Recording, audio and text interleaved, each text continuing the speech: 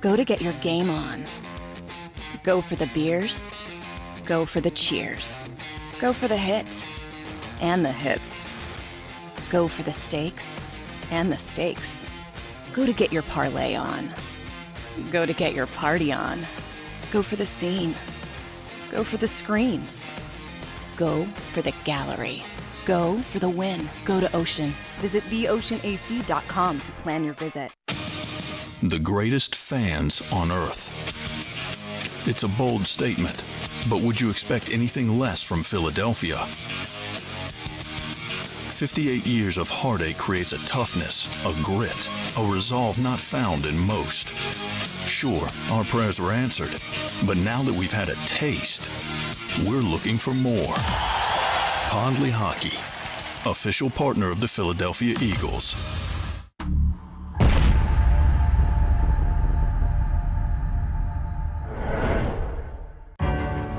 Following the biggest offseason of moves and acquisitions by General Manager Howie Roseman, the expectations of this city have never been higher. Welcome to the 2022 Pond Lehocky Postgame Show on 6abc.com and across the JAKIB Sports YouTube channel, exclusively presented by Pond Lehocky Giordano. Live from the Gallery Bar, booking games inside Ocean Casino Resort. Let's get this post-game show underway. EAGLES, Eagles.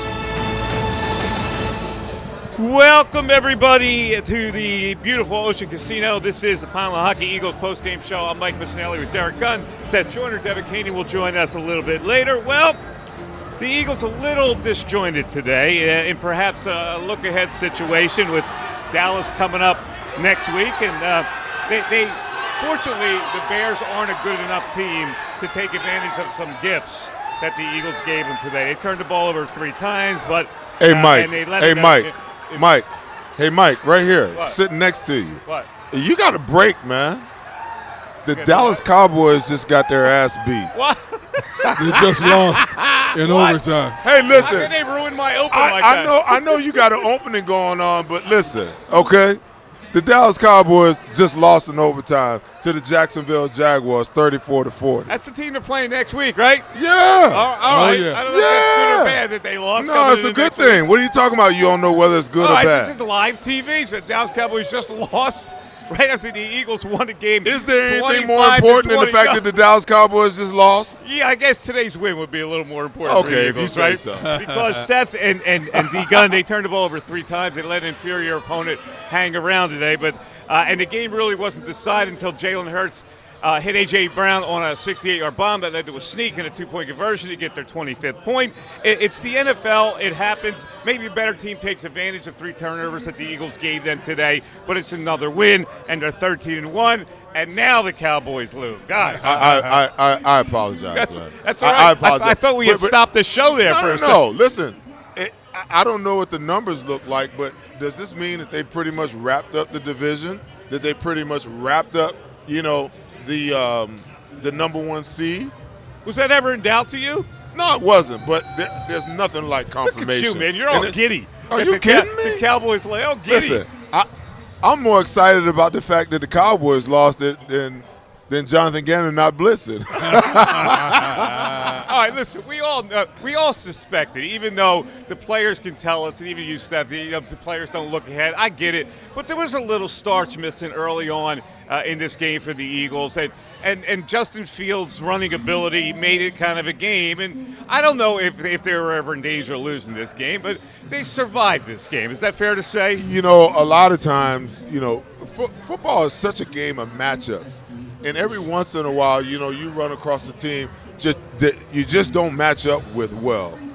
Listen, there's no logistical or statistical reason why the Philadelphia Eagles, that they only ran for 112 yards today against the 27th ranked team against the run that is giving up, 140 yards a game on the ground.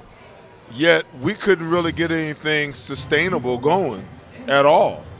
So really what winds up happening is, you come across a team every once in a while that matches up with you better than you expect.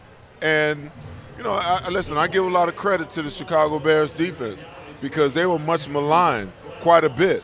And they came in realizing that they were going against, one of the better rushing teams, the number 2 rushing team in the league, and they made up their mind that they just, was going to battle all game, and they made it a tough game for the Eagles. But to your point, D-Gun, it was I never felt threatened that the Eagles might lose this game, even with all the theatrics that, Justin Fields was going through. And I'm telling you something, when that kid figures it out and they finally give him some help, he's going to be one hell of a quarterback in the NFL. Well, number one, it was a good – when you look at the way this game played itself out, it was a good thing Chicago was missing its number 2 rusher and their top 2 receivers in Claypool and Mooney. I didn't understand the Eagles' play calling early on. Teams have been running up and down the field on Chicago. They come out throwing. Your leading running back, your 1,000-yard rusher, Miles Sanders, doesn't get a carry until 6:28 left in the second quarter. Now, I don't understand. It was like they were playing right into the Bears' hands. Jalen comes out and throws a couple of picks. I never thought we would sit here talking about the Bears winning a turnover battle against the Eagles.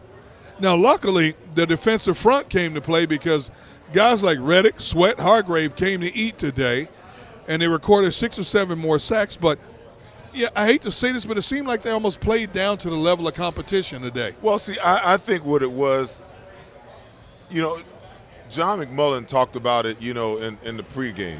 He said that whole theory about how teams' offenses like to play. They want to throw the ball early, and then they want to run the ball late and run the clock out. Well, in theory, that sounds great until it doesn't work. When it doesn't work, then what do? Then you got to kind of figure out how to reset your entire game plan and figure out what to do to get your offense back on track. And it seemed to me that was because, listen, they're the 11th ranked team against the pass on defensively. So why would you go after the 11th ranked defense against the pass rather than attacking the 27th ranked defense against the run early? Normally when your team is that bad against the run but that good against the pass, it's because teams don't throw that much against you. They're running up and down the field on you. And you're right. I thought Sirianni and Steichen were basically playing right into Chicago's hands in a lot of ways, made this game a lot closer than it should have been. However, the beauty of this game, even though we look at it, we go, boy, it was kind of disjointed. We don't know what they were doing out there. They wound up with 427 total yards. Yes. 315 through the air. A.J. Brown with 181, Devontae with 126. They both had monster long plays at 68 and a 45-yarder. So they did bust those plays on them, and they did get 6 sacks. So we look at the good. We look at this team and we go, wow, they should have manhandled a bad team. At the end of the day, their numbers turned out to be fairly good. Well, no question about it. But here's the thing. I think the play of the game, 3rd and 6, Hurts goes up top, hits AJ on that 68-yard ball. Now, what if it's underthrown, or what if he dropped it? Now you're talking about 4th and 6. They punt the ball, possibly give the ball back to Chicago. A little bit different game, even though Chicago has no weapons basically. But the way this game played itself out, if you let a weak team think they can beat you, sometimes they will. But luckily, they hit that play. They get the touchdown, the 2-point conversion, and you just knew there's no way Chicago's coming back from that. Listen, I just don't. I don't believe that they thought that they could lose this game, and that was their mindset and how they actually called the game. Now, Mike, you can talk about the numbers, but realistically, the Eagles didn't get a whole lot going into the second half, and I wish I had the numbers. I'm going to start tracking it, by halves so that we can see what their numbers look like in the first half and what they look like in the second half, because all the hay that they made in this game, in the passing game, was in the second half. Now, Devontae Smith had a big first half, but they didn't score a whole bunch of points in the first half. It wasn't until the second half when they really opened it up, now all of a sudden, you started putting some points on the board. You really started moving the ball, in a concerted effort, in an overall effort with everyone involved, so much more so. And listen, they got to figure out a way, man, to get Quez Watkins some touches beyond just them damn bubble screens and those little jet sweeps. Because if you don't have Zach Pascal in the game and you don't have Dallas Goedert in the game, you just don't have the blocking that's necessary. Those plays, more times than not, wind up being losses. The only one that was a great positive was the third down or the fourth down play where they threw it out there to Devontae, and he had like a caravan, and he got kind of, wrapped up in the cocoon, and they just carried him, for the first down. But with Quez, man, he had 4 catches for 6 yards today. He's got too much talent for that, man. There's a sequence in the first half that I thought was really key that we have to kind of look back at and decipher. The Bears had the lead in this game early, and the Eagles were slogging along. It was 6-3, and then they got a turnover, which gave them the ball at the Eagle 25 after Jalen got picked. They stoned them there, which was they turned that into a 4th and 27, and the Bears had to take a penalty and punted in that situation. And then the Eagles came back and took a 10-6 lead to go into halftime. I think that was a very important part of that game where the Bears could have actually gone up 13-3 there. Well, both of those turnovers in the first half, they didn't get any points off of it. It wasn't until the missed field goal after halftime, Jake Elliott, where they actually got some points. But listen, you got to give the defense a lot of credit because, they held it down. Usually in a situation like this where you turn the ball over as much as we turned it over today, the same thing, the same result was, in the Washington game. So we got to figure out, how to rectify that. Jalen throws two interceptions. Miles puts it on the ground. A lot of times you don't overcome that. Against better teams, you don't overcome that.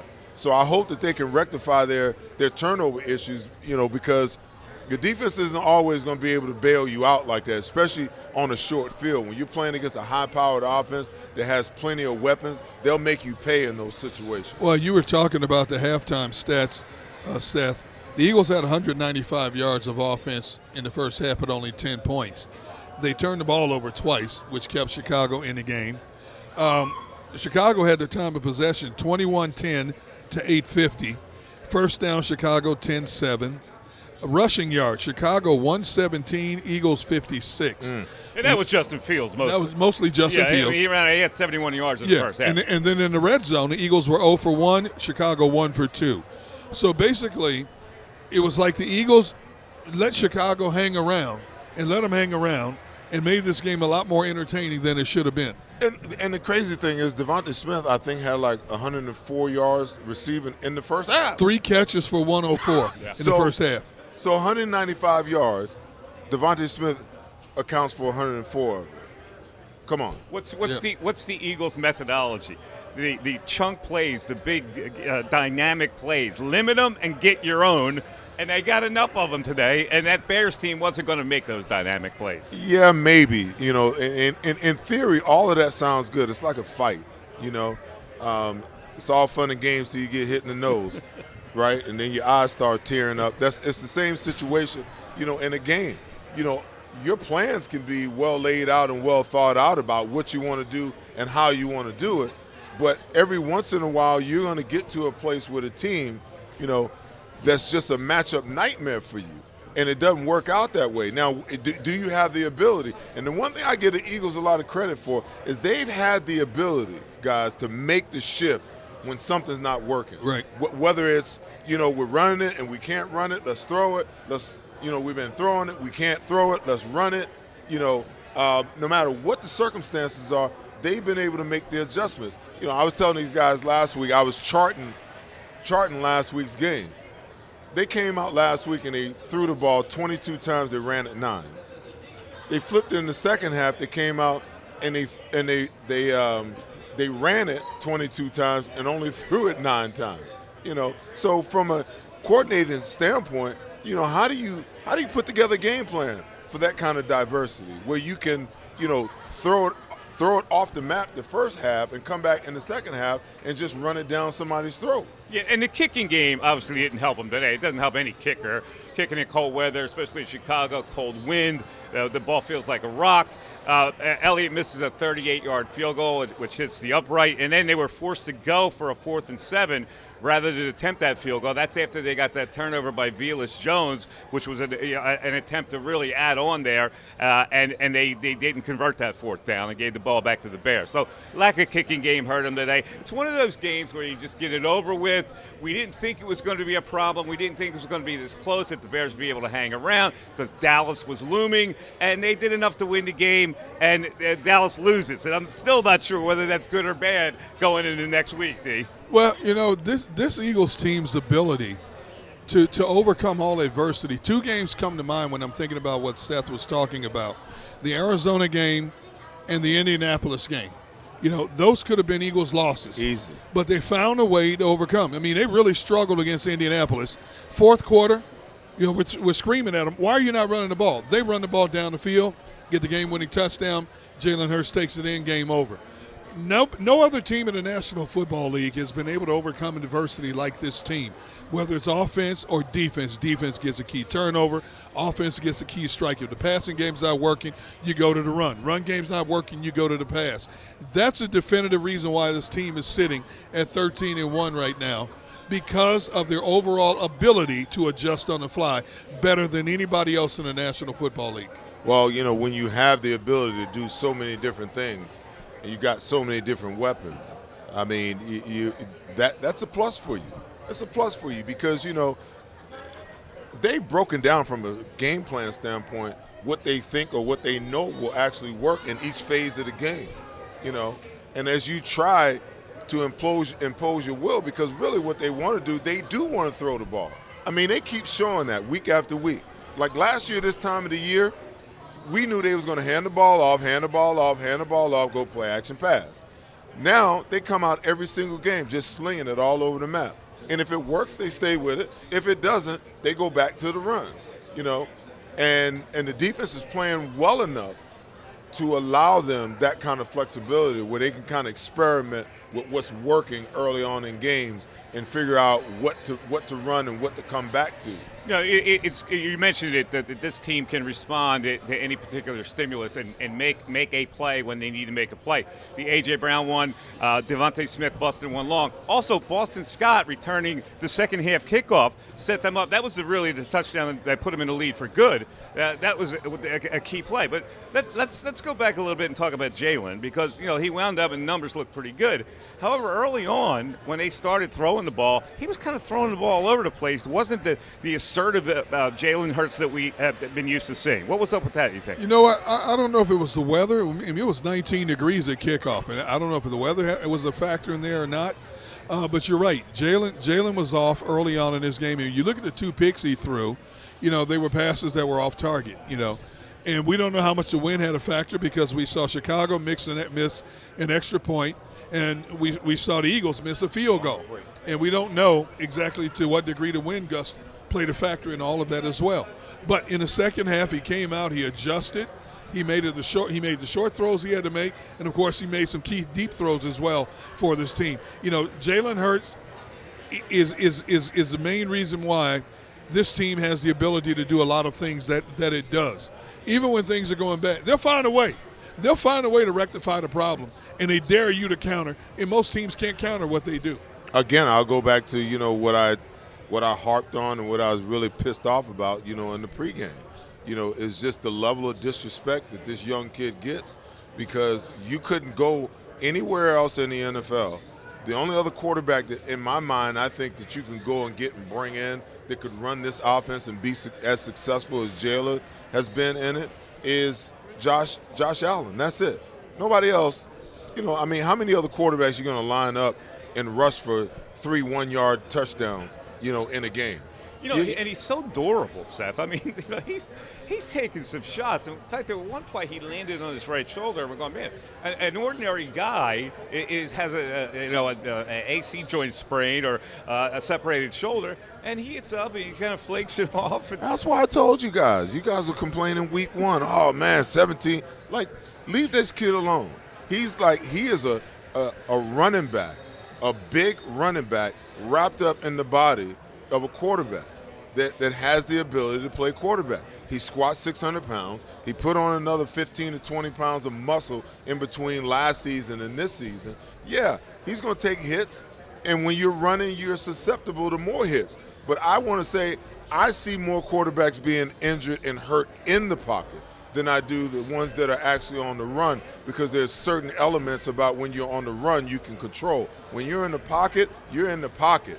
When you can't get out, there's certain things you cannot control. So I'm okay with Jalen Hurts doing what he's doing, playing the way that he plays. Just be a little smarter, especially as the season winds down, because this team's success is going to be built upon how far he can take us. Because Gardner Minshew ain't coming in running this offense.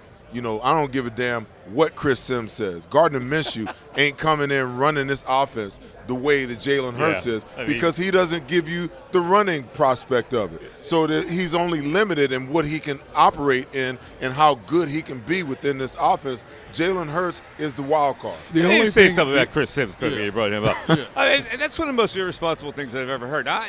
He should know better. I mean, he played in the league a little bit, but the hatred he has for Jalen Hurts is almost silly now for what he said about him this week. It's not just Chris Sims. There's still a lot of these national pundits that refuse to give Jalen Hurts his credit for what he's been able to do and what he's overcome and how much he's improved as a quarterback. He took it to another level, saying that any quarterback could do what Jalen Hurts is and you would think that because he played the position, mediocre at best when he was in the National Football League, he would have a little bit different perspective on that and would word I'm himself. glad you said it and I didn't have to. I've been biting my tongue all week. I'm glad you said it and I didn't say it. What's that? You just said it. Mediocre at best.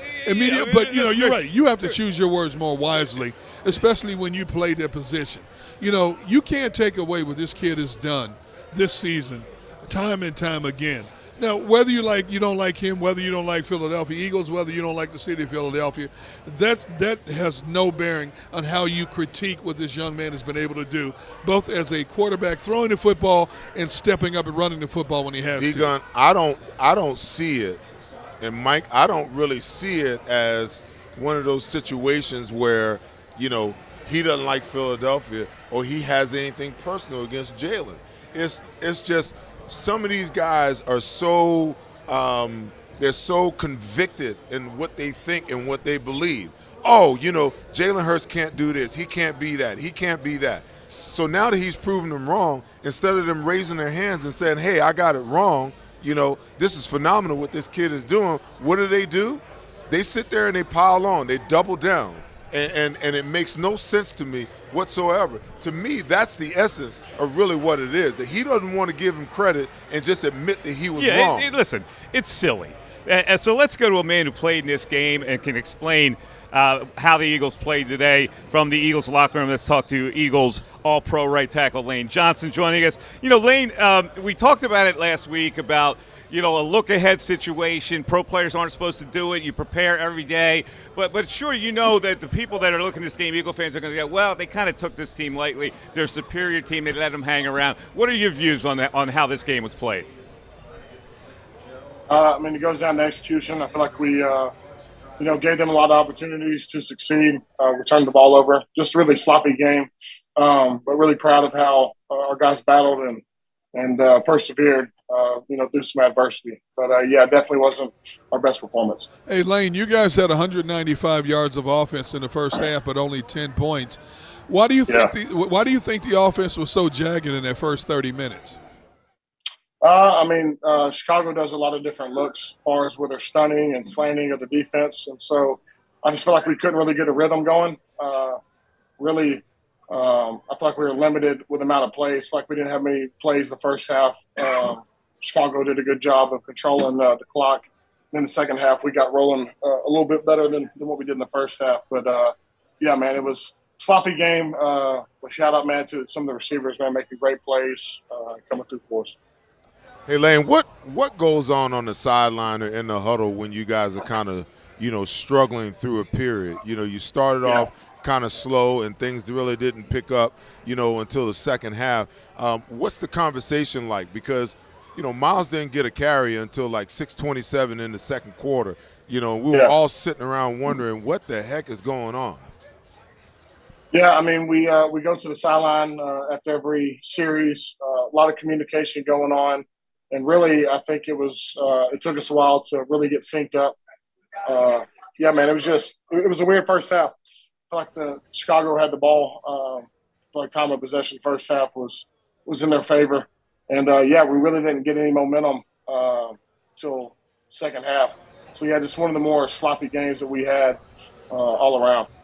Yeah, Lane, they had it for 21 minutes in the first half. So I'm curious to know what the game plan was here, because we didn't really see that mix and establish the run like this team is capable of. It was pass, pass, pass. What were you guys trying to do offensively coming into this game? We were trying to take what the defense was giving us. We knew that the run game was going to be hard just because of all the movement, slanting of the D linemen and the linebackers. So we knew we had to be precise on our run blocks, and I feel like we weren't early in the first half. So we stuck to what we do, throwing the ball, and Smitty made some plays. AJ made some plays. So really, once those guys started picking up some steam, it really became like a one-sided ordeal as far as us throwing the ball. Hey, Lane, take me through the play where Jalen ran it in for a 22-yard touchdown. Was that a design play? We saw Chicago Bears walking up to the line of scrimmage on a blitz. Was that the play call in the huddle basically, or did he audible? Yeah. No, that was the play call in the huddle. Try to get them spread out and clear some room there in the middle. So, yeah, it was a beautifully designed play. And, man, shout out to our defense. I mean, our defense saved the day. Really just creating havoc all game, pressure, sacks, doing a good job. Lane, with Chicago's defensive front showing you guys some things that y'all hadn't seen, in the past, they are ranked, I think, 27th against the run. They were giving up 140 yards per game rushing. Conversely, you guys are ranked number 2 in the league, in rush offense. But it seemed like you guys couldn't get anything sustainable going for quite some time in the run game. Yeah, I feel like the first half was really pretty much non-existent. Like you said, they had the ball 21 minutes, so we were limited. And then the second half, you make some big chunk plays with Devontae and AJ, and you see those type of plays being made, so it's kind of hard to turn away from it. When we needed to make some plays in the run game towards the second half and seal the game, we did. Man, it was really just a sloppy game all around. It's hard to put into context without watching the film and everything, but we just really lacked execution, and defense really bailed us out whenever we needed them. Lane, let's go back to that play where Jalen, the one that D-Gun asked about, because I thought it was really interesting. They have a single high, and it was Brisker, and he blitzes into an A gap, and Kelsey pushes his guy right to the right to create a gap that was like a mile wide. It was almost like it was a gift. It was designed that they opened a highway for you guys. Is that Kelsey blocking that just the way the play is developing, or you guys were just fortunate that he blitzed on that side? We got to go look, but I'm pretty sure we're fortunate that they blitzed on that side where we could just wall them all off. Definitely wasn't expecting the safety. I think it was number 9 to come down and do that, and whenever he did that, it let the gate wide open. Hey, Lane, there's a difference between Midwest cold and East Coast cold. I know the temperature was, 19 degrees in Chicago. How cold was it, man? You'd have been out there, your head would have been frozen like mine. Had nothing to protect it. I left my beanie in the locker, so I was just out there cold.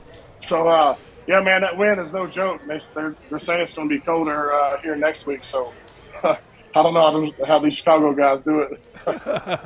Lane, I'm going to let you go warm up, man, because I know what it's like to play in that stadium and what that wind is like in January, so I can imagine what it's like right now, man. Congrats on the win. Thanks, and listen, Lane, we got to mention what's up next week. There was a big roar here as the Cowboys lose to the Jacksonville Jaguars, and I don't know if that makes them more determined in that game next week, but it's a big game, and I know you guys said you weren't looking ahead, but here it is now. What do you think? Yeah, man. I mean, they have a great defense. Micah Parsons. Marcus Lawrence, guys all across the board, Sam Williams. So really, as far as the front, the most productive pass rush unit in the NFL. So we got to be at our best. Always a big game between us, division opponent. And, yeah, man, it's the most important game because it's the next one. All right. Anything else? Hey, Lane, how long, because it's a short week and it's now Dallas week. You know, I always talk about how coaches after a win will tell the players, let's enjoy this for 24 hours, and then we move on to the next opponent.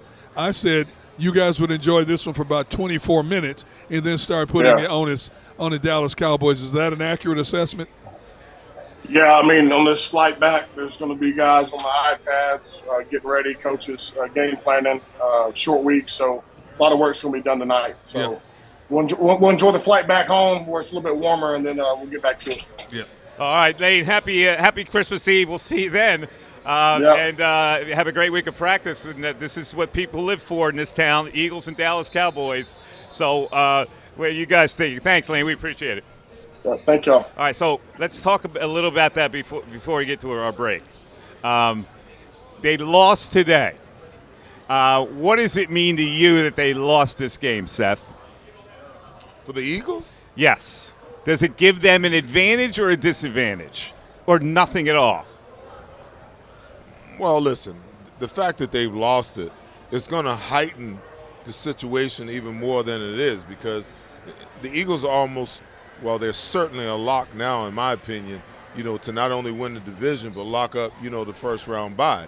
So now you got Dallas that's just scrambling, trying to figure out, you know, how they can get in the best position possible, which almost certainly is going to leave them in a position where, you know, they're 5 or 6, which means that which is really not where they really want to be. You know, the prime spots is, you know, for the 4th division is to win the division. You know, that gives you, you know, the first game at home. The other thing it gives you as a division winner, it gives you the first week off. Well, guess what? You know, they're in a position where that's off the table now. The 3rd game in a row on the road. Dallas loses. They go there. You've covered a lot of games. Any effect at all? Those factors. Well, basically, if they beat Dallas, they wrap it up, basically. You know, right now they sit with a 3-game lead over Dallas with 3 games to play. I guarantee you Sirianni is going to emphasize all week long, if we win this game on Saturday, division's done, and the probability of the number 1 seed. Now, the number 1 seed should be taken care of as well next week, because then you only have 2 games left to play. And they own the tiebreaker with Minnesota. So if they take care of business down in Dallas, you know, you always talk about how difficult it is to win 3 consecutive games on the road. Well, they've done that. You know, they've gotten to that point. Now they put themselves in a position to go down there and shut up a lot of Dallas Cowboy fans, shut up the Cowboys who have been talking smack, you know, about, well, I can't wait for the rematch.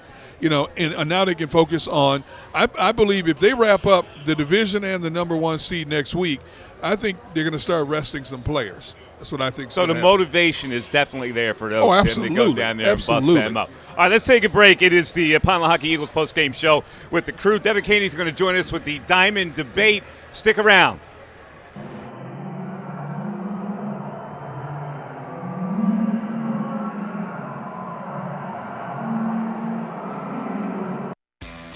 Go to get your game on. Go for the beers. Go for the cheers. Go for the hit and the hits. Go for the stakes and the stakes. Go to get your parlay on. Go to get your party on. Go for the scene. Go for the screens. Go for the gallery. Go for the win. Go to Ocean. Visit theoceanac.com to plan your visit.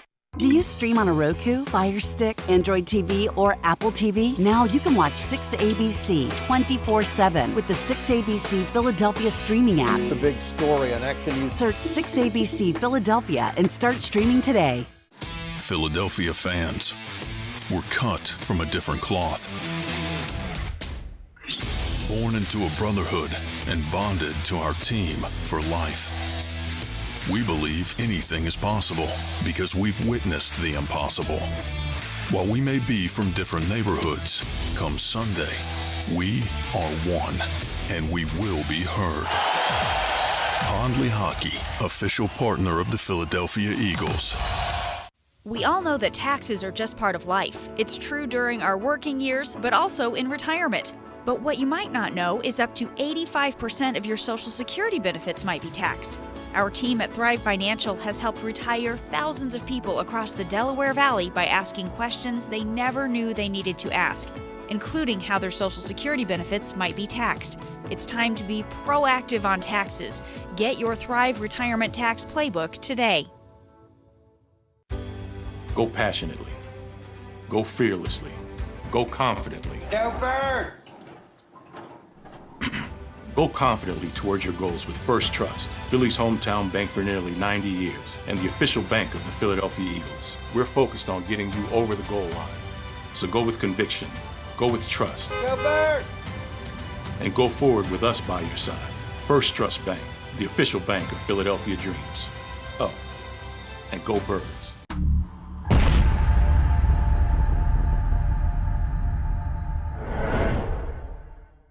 Go for the beers, go for the cheers, go for the hit and the hits, go for the scene, go for the screens, go for the gallery, go for the win, go to Ocean.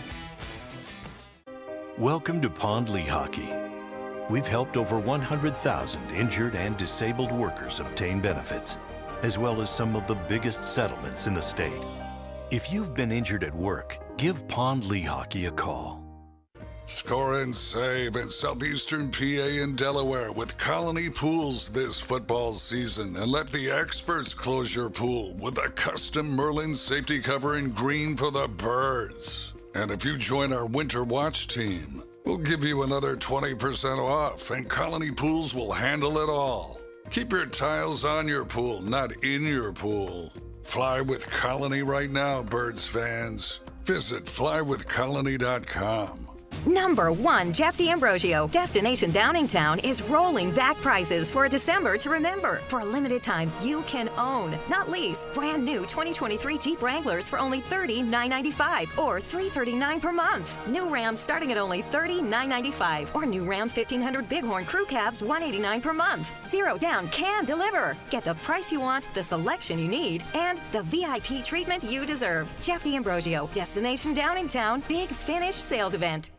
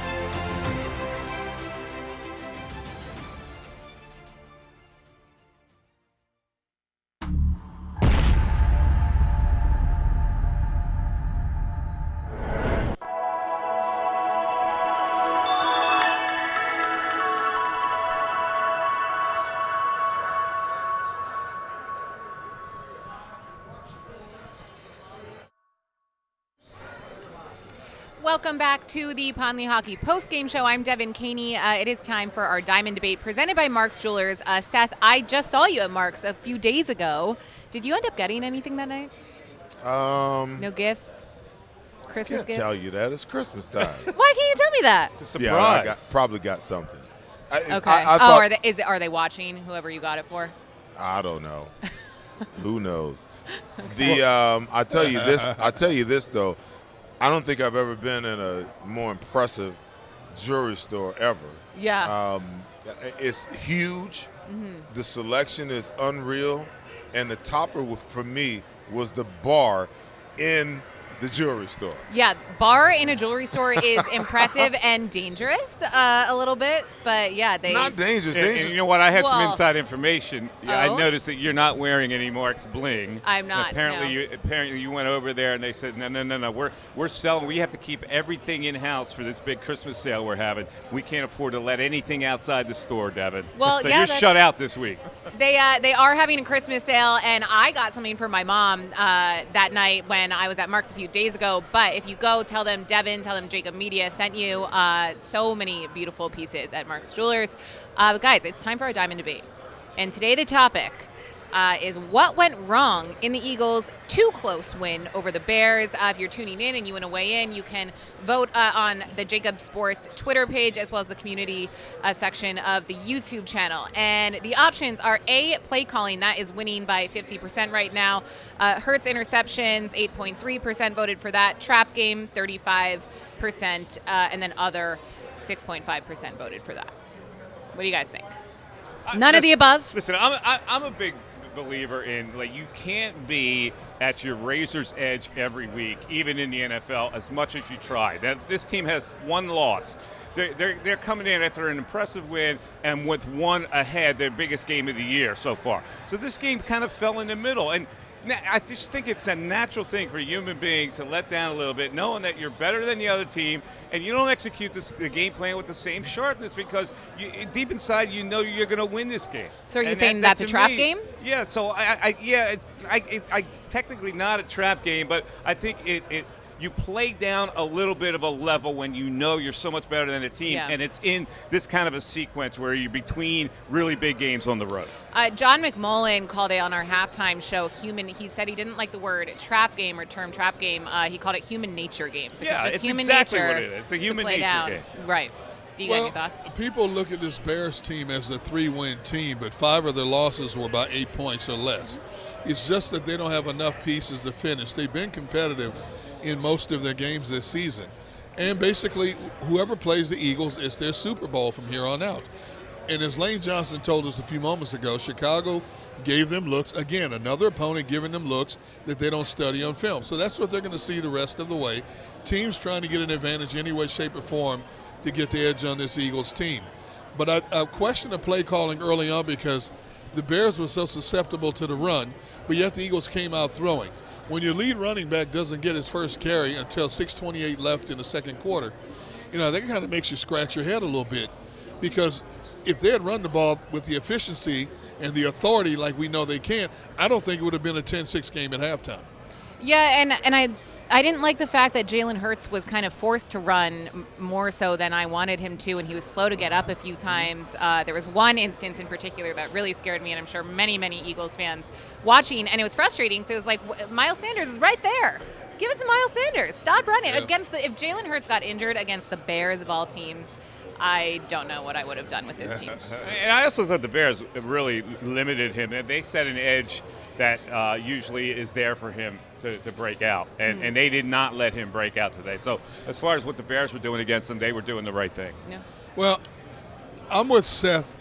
You don't want to take away any athleticism from Jalen Hurts, and running is part of his game. Sometimes he's going to have 10, 11 carries, sometimes out of necessity 15, 16 carries.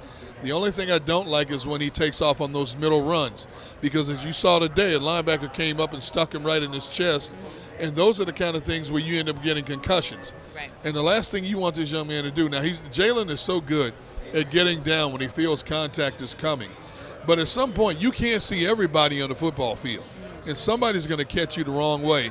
And so I don't mind him running to the outside. I don't mind him stepping up, scrambling when he has to. But when you have these call design run plays to the inside, you're just opening him up to get hurt.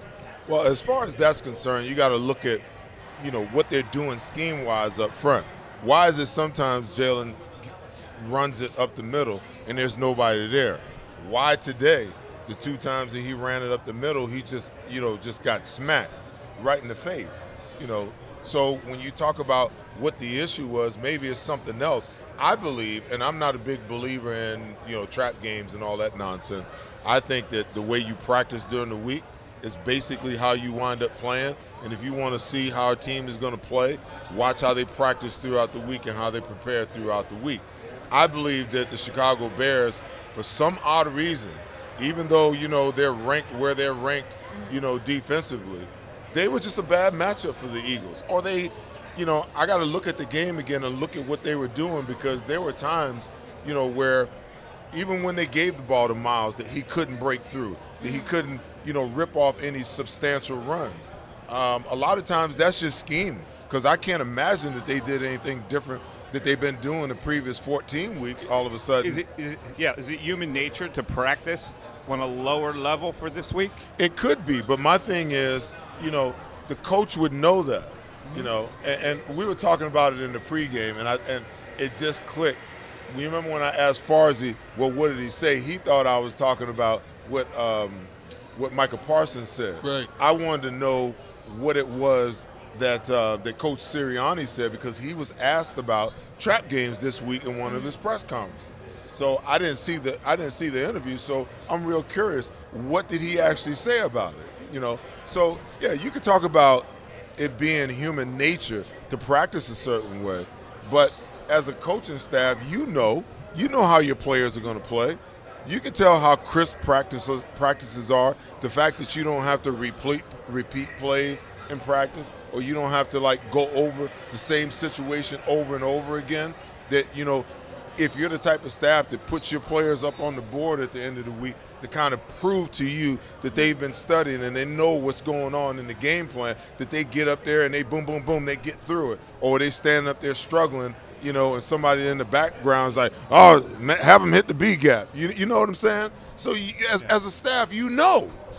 So you don't think he'll say that? You think maybe he'd be thinking that? Of course he's not going to say that. We're not quite on the edge. So it'll be interesting to watch his press conferences over, you know, tonight and the rest of the week, because as he talks about, you know, today's game, I can promise you, if you learn how to read between the lines, the coach speak, and the things that they say, he will give you an indication of what this week's practice actually looked like. Well, I just saw a quote that also on Twitter that said basically, Sirianni sidestepped a question when asked about Jalen Hurts taking off on that 22-yard touchdown run.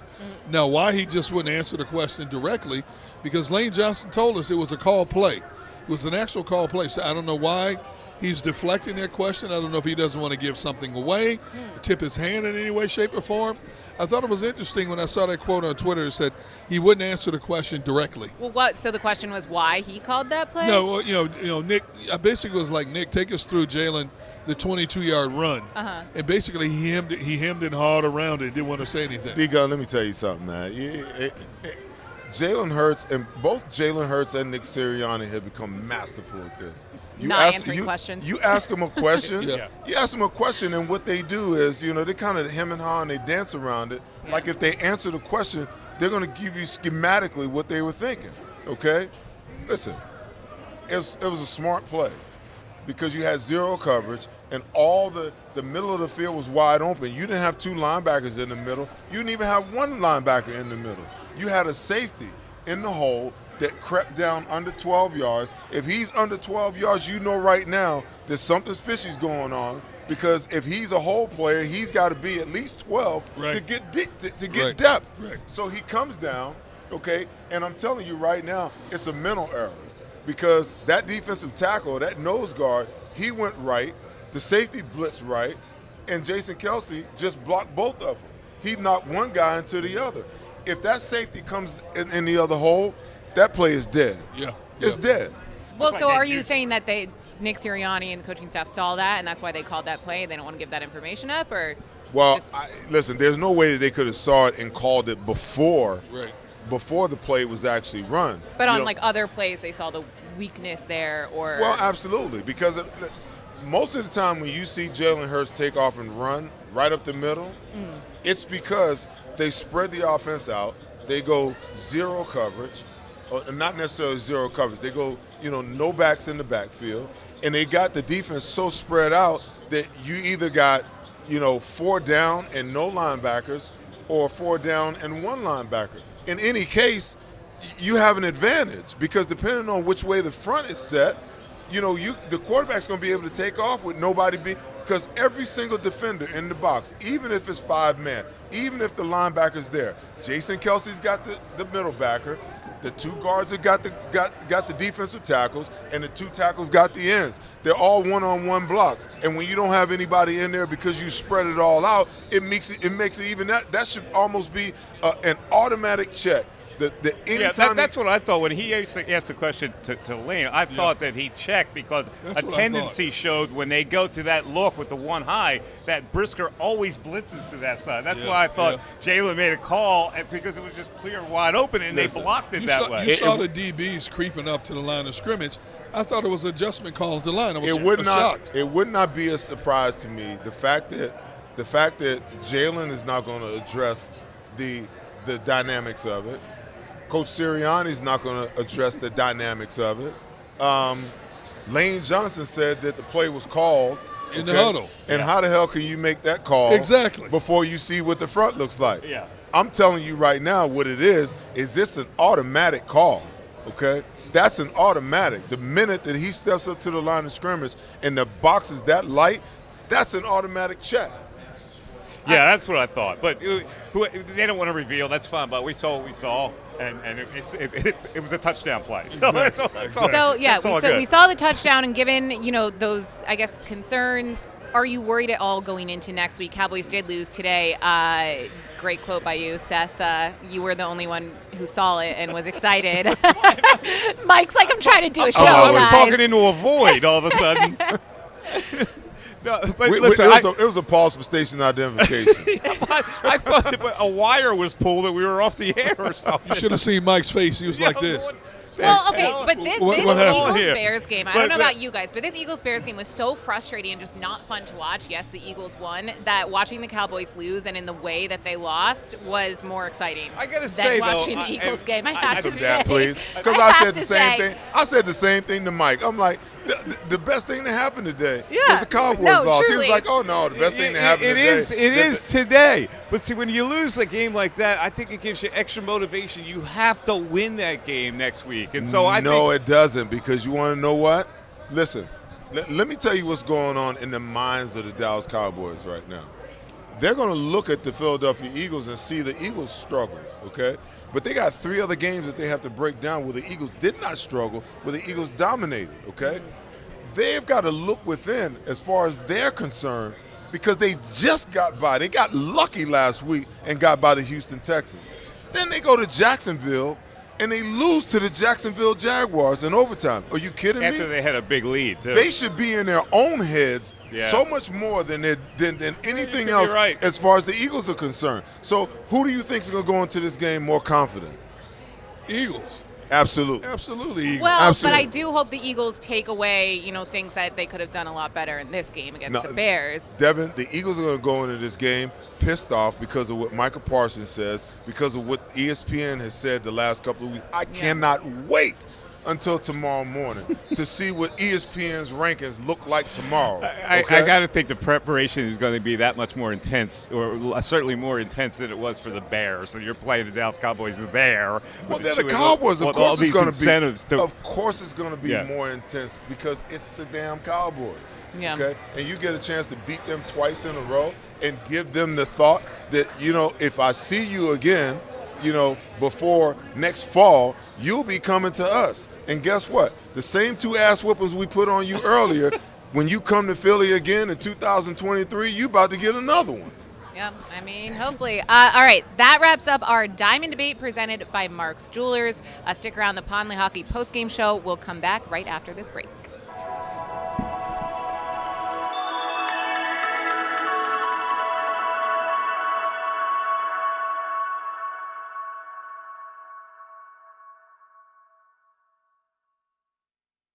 Hey Philly, it's Tom Giordano from Pond Lehocky Giordano. Be sure to follow Pond Lehocky on Instagram for your opportunity to win free Eagles home game tickets for the rest of the season. You heard that right. We're giving away free tickets all season long. And guess what? We're going to give away tickets to the playoffs and the Super Bowl. So make sure you're following us. And as always, thanks for watching the Pond Lehocky Postgame Show. Go Birds. Hi everybody, my name's Jason Lombardi. I'm an inspector at DryTech. At DryTech we offer 3 major services. The first one being basement waterproofing. The second service we offer is foundation and structural repairs. And then the third service that we offer is mold remediation. If you feel you are having a waterproofing issue, give DryTech a call or check us out online.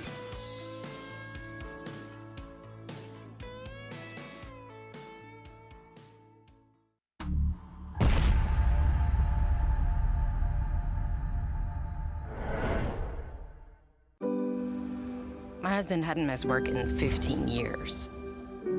His injury required months of rehabilitation, and unfortunately, the insurance company didn't see it that way. I was working 2 jobs, but it wasn't enough. One conversation with Pond Lehocky changed everything. We sat down, told him our story, and they guided us through the whole workers' compensation legal process. Pond Lehocky. Tell us your story.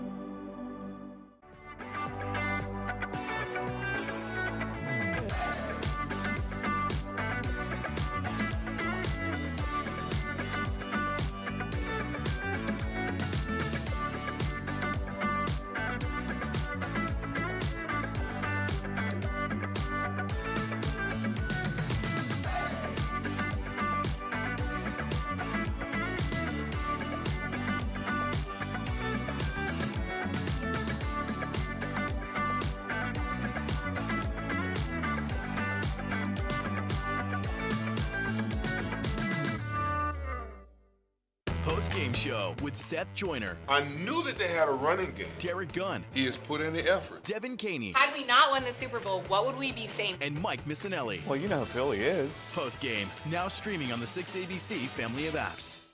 Celebrating the life of your loved one is what we do at Life Celebrations by Givenish. When the matriarch of the Dalloway family died suddenly at 82 years old, Life Celebrations by Givenish stepped in. They will make this the easiest thing that I know it's not easy, but they will make this as easy as possible. Life Celebrations by Givenish, customizing services as unique as the individual. I just know that my dad, who is in charge of everything, was not in charge of anything at that point when my mom passed. And again, just another shout out to this place for making it easy. Turning tragedy into a celebration of life, no matter how hard, is what we do at Life Celebrations by Givenish. Life Celebrations by Givenish, customizing services as unique as the individual. Go for the beers, go for the cheers, go for the hit and the hits, go for the scene, go for the screens, go for the gallery, go for the win, go to Ocean. Continue your communication sciences and disorders education at Salus University within the Doctor of Audiology or Masters of Science in Speech-Language Pathology programs. With state-of-the-art labs, on-campus clinics, and extensive externship opportunities, students position themselves to be at the top of the job market. Stand out in the audiology and speech-language pathology profession by visiting salus.edu.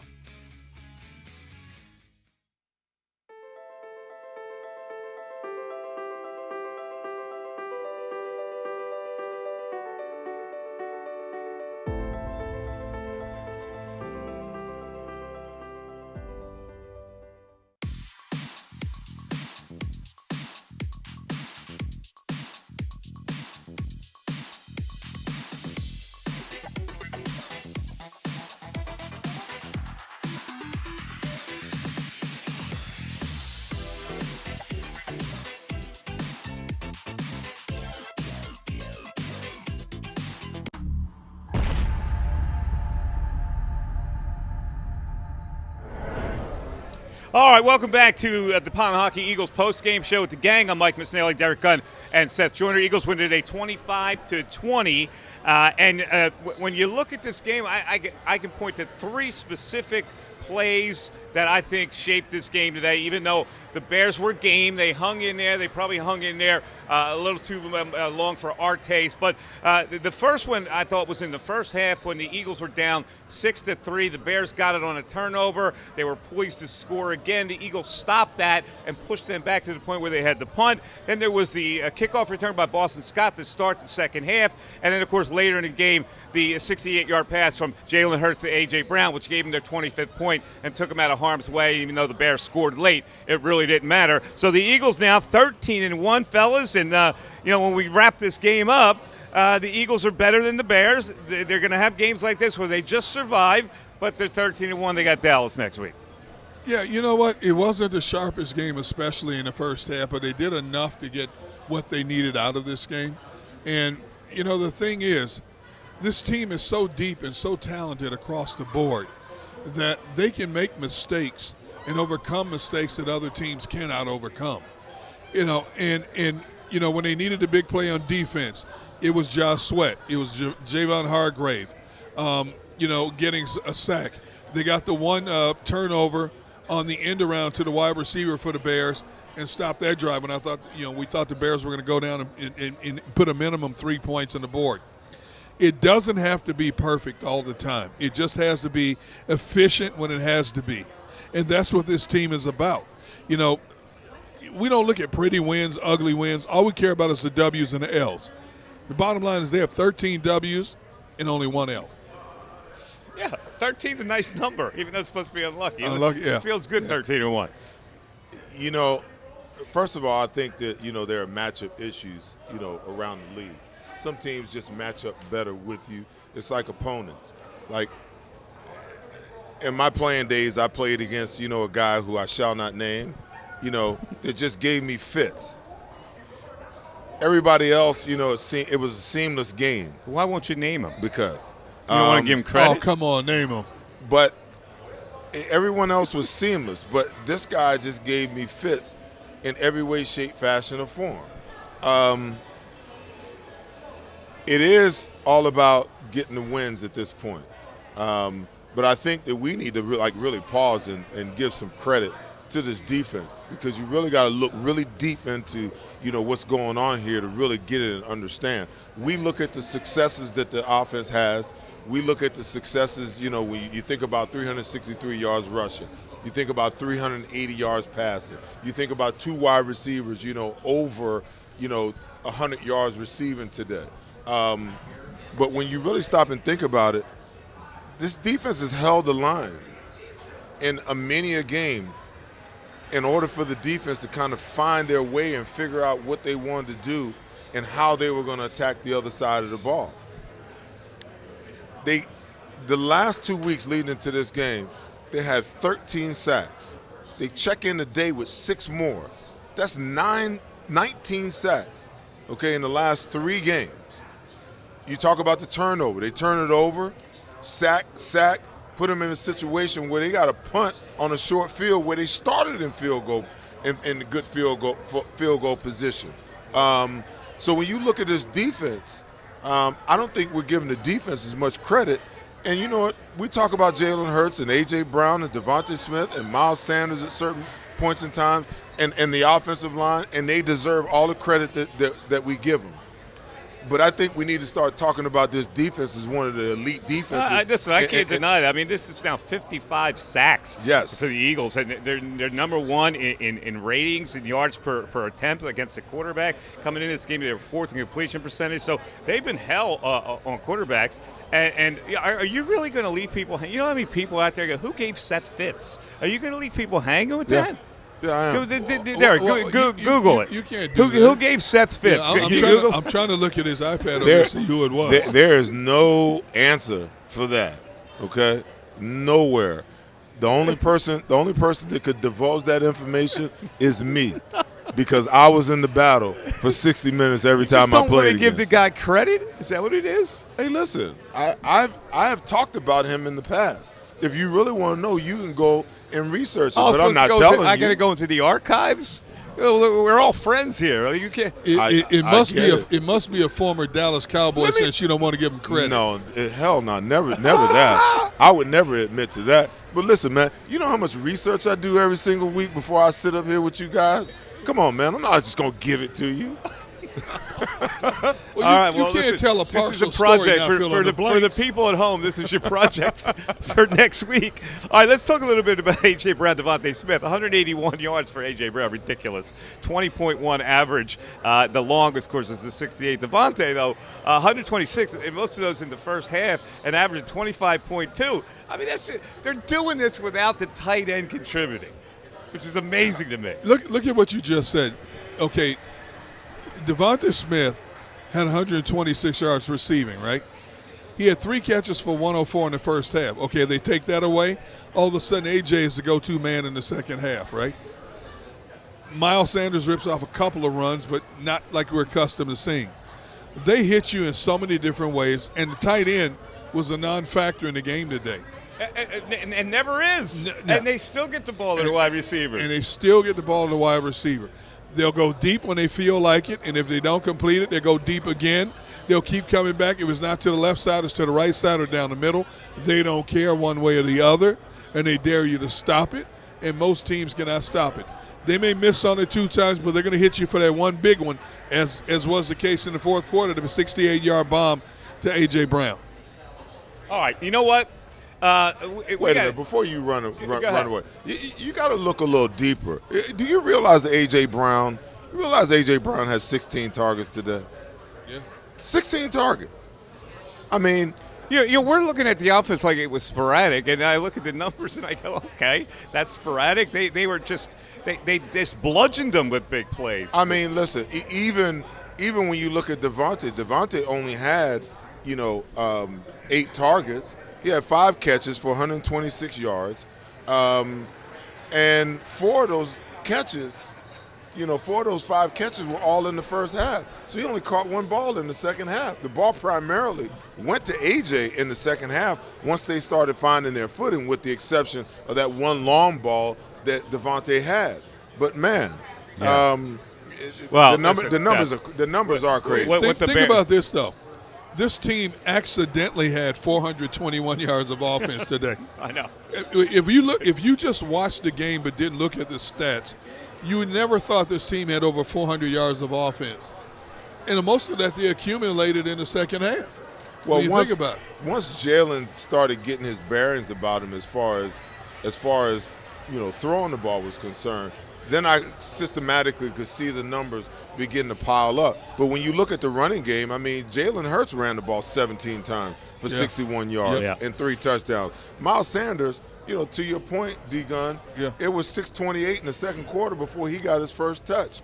I think he only had 2 carries in the entire first half of the football game, and he winds up with 11 carries for 42 yards. I mean, it's almost 4 yards a carry. Can you imagine if they were a little more committed in the beginning of the game to actually running the ball, and then you throw some serious run numbers on there with Miles incorporated on what Jalen did in the passing game in the second half? It's crazy. Well, listen, what the Bears needed today was wide receiver insurance. What we all need is car insurance. And here's how to save 40% on your car insurance right now. Here's a message from our friends at Del Val Wide Receiver Insurance.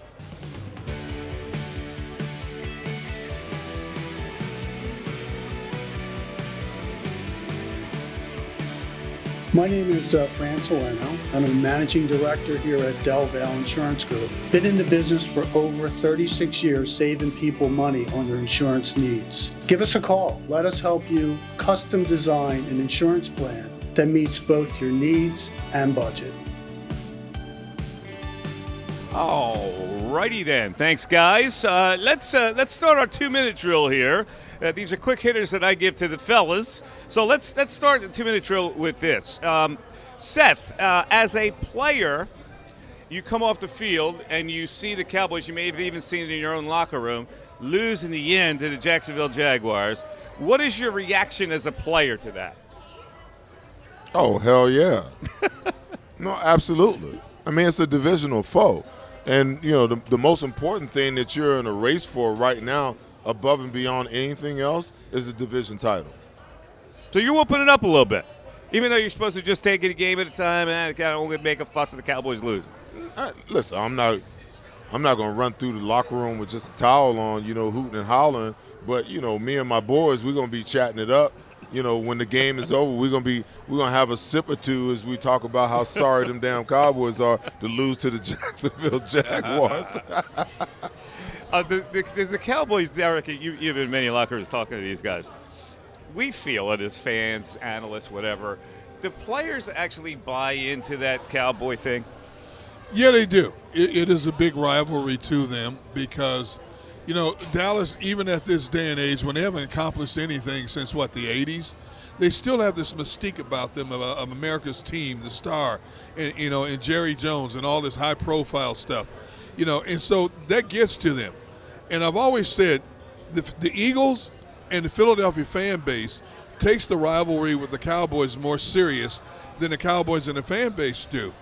Because for the Cowboys, it's the Giants who are their like biggest rivalry, which is weird, instead of the Eagles. So, yes, the Philadelphia Eagles, I guarantee you, they're celebrating this win today, but even more so because now, thanks to Jacksonville, they've been able to put a little bit more distance between themselves and the Dallas Cowboys. It's going to be a big game. There's still a lot to play for the Eagles next Saturday, but there's no way Dallas is going to catch them at this point. All right. No way. Question number 2 in the 2-minute drill. You had your eyeballs on Kayvon Wallace. He had to fill in now, and you said last week you needed him to step up. He came from a pedigree program. It's 4 years in now, so he needs to step up. What did you see today? I saw him flash, and I want to be the first one. I've already got my defensive stats. I already got him sitting right there. I already got him earmarked. He led the team in tackles today with 9. Okay, tied with T.J. Edwards. They both had 9 apiece, but he had 8 solo tackles. T.J. had 5 solo tackles. This is what you need from, this young player. And I saw him where he needed to be in certain situations today. I seen him come up and tackle, with certainty today.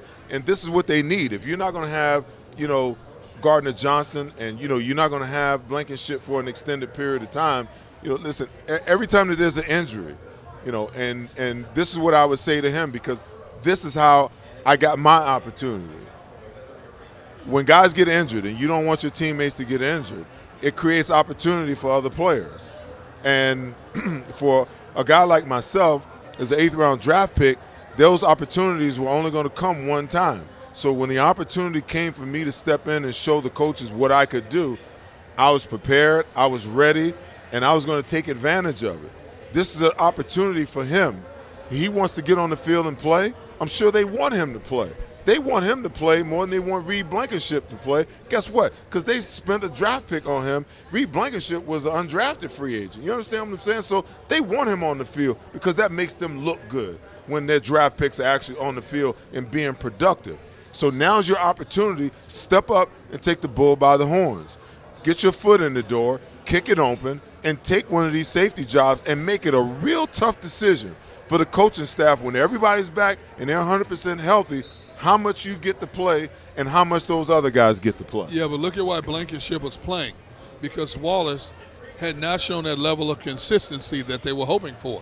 And maybe D-Gun, maybe the best thing that happened for Kayvon Wallace was for Reed Blankenship to step in with all the hoopers surrounding him to get him to wake up. Because you know what the next step was? The next step was your ass is going to be up out of here and somebody else is going to come in. Now you got to go somewhere else and reestablish that you can actually play. So maybe it was a blessing in disguise for him that Reed showed up and played the way that he played, because now it's going to force him to raise his level or he's going to be out of here. Well, I need to see a little bit more, because in Kayvon's case, it's been like that proverbial roller coaster.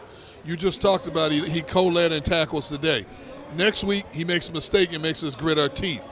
So we got to get to a point with him where, or he has to get to a point for himself where he can show this organization that he can play with that consistent level. Because I guarantee you, when you look at you think about Blankenship only gets to play because Gardner Johnson gets hurt. Right. We don't even know who this Blankenship is until he gets in there. We're wondering, who is this kid? And he's playing great. Now, Kayvon Wallace has got to say, wait a minute, this kid's starting to get more reps than I am? Okay, so if he's been gliding by up to this point, it's time to put up a shut-up for this young man, because if not, you're going to be looking for a new team after the end of this season. That's exactly my point. And you know, I guess, and I get it. You know, he had a good week this week. Show us what you're going to be like next week, because it's almost a certainty that those other two guys may not be available next week. I don't know where Gardner Johnson is. It's almost a certainty that Blankenship, you know, with a sprained knee, is probably not going to be available next week. But even so, you know, let's see, what is it? Can you stack good performances? And for me, a lot of times what it comes down to with the young players, it's not their ability or inability to play. The fact that he's been on the roster for the last 3 years kind of proves that he can probably play. The issue always is with the young guys, and why coaches have such issue with the young guys and why coaches back in my day hated young players is that they don't understand the importance of preparation. The preparation is important. Why? Because the game is too fast for you to be standing there when the ball is snapped and you going through the thought process of what you're supposed to do and where you're supposed to be. Okay, you prepare yourself, so everything is second nature. My key does this, my reaction is this, because my key tells me whether it's run or pass, the release of the wide receiver that I'm keying or the tight end that I'm keying tells me that it's run or pass. His release inside or outside tells me what the route combinations could possibly be. So in a lot of ways, it really boils down to preparation, you know. And if Kayvon Wallace wants to ascend to the level that I know he wants to ascend to, then he's got to prepare. You know, everything else externally that's going on in your life, put it on the back shelf, okay? Because you got about 8 weeks of football left, 9 weeks of football left, you know, and it really matters. And this is an opportunity for you to prove that you belong. Put it aside and spend that extra time preparing. Not only when you're at the complex, you got an iPad with everything on it. When you get home at night, study. Get your game plan out. Study your game plan. Take notes, you know, because the more stuff you can commit to memory, the more reactive you are. If you don't remember stuff that you see and stuff that you study in preparation and game planning, it's always you're trying to think. In defensive football, you can't think. The offense knows where it's going. They know what the play is. They know what the snap count is. Everything that we do is read and react on the defensive side. And if you're not anticipating, you're a step behind. All right, here's the most important 2-minute drill question. And it's being talked about now. I saw it in the Philadelphia Inquirer today discussing the financial situation and whether or not you would like to sign Jalen Hurts right now to maybe get him under market where those quarterbacks' contracts are way. But here's the problem.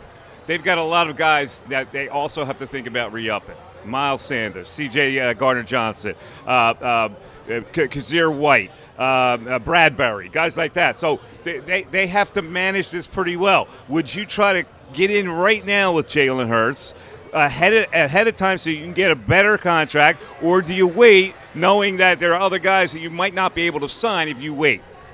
Well, the Eagles are in a good situation in this regard. He's still in that rookie contract. Even if they can't come to a meeting of the minds, they could franchise him. Now, it's going to cost them a lot more, but not as much as if he gets that contract similar to what a Kyler Murray got. The quarterback is going to break the market no matter what. If he gets that MVP award as well, the numbers are going to go up significantly. Now, technically, they don't have to pay him next year because he will still be in that rookie contract, and you can sign more guys if you want to. They're not going to keep everybody. You have to make way for development. You got 2 first-round picks next year also. So if a C.J. Gardner-Johnson walks, a Kazir White walks, Bradbury walk, what are you going to do? I got to draft a cornerback. I got to draft another linebacker. They're in a good situation. You can't afford to pay everybody. Now, I can see Howie Roseman restructuring some more contracts like he's done in the past to try to get some guys, more guys he wants in there. But you're going to have to let guys go. If I'm Eagles, though, I want to sign Jalen Hurts as soon as I can. Because if he has another year like he did in 2023, yep, it's going to go up even more so, which you could end up in a situation like the Rams. Look at what the Rams did. The Rams sold the farm for 1 year. Now they got to start at the bottom, work their way back up to the top. It might again. Be safer to jump the gun now rather than later where you're going to really get pounded. Absolutely. Seb? If I'm Jalen Hurts' agent, there's not a snowball's chance in hell we sign him anytime soon. No way. No way. And Jalen would be foolish to sign right now. Okay? Let Lamar set the market. Let Lamar set the market, whatever that might be, because it's always going to be advantageous to you. Now, I heard some guy, on the radio the other day talking about, oh, well, do you think that Jalen Hurts, would take a discount, so that we can keep the team? And I thought the host that asked this question, I thought it was a phenomenal question. He said, if Jalen Hurts was your son, what would you tell him to do? Exactly. I mean, what a response, okay? So everybody doubted you. Nobody believed that you could ascend to the heights that you've ascended, okay?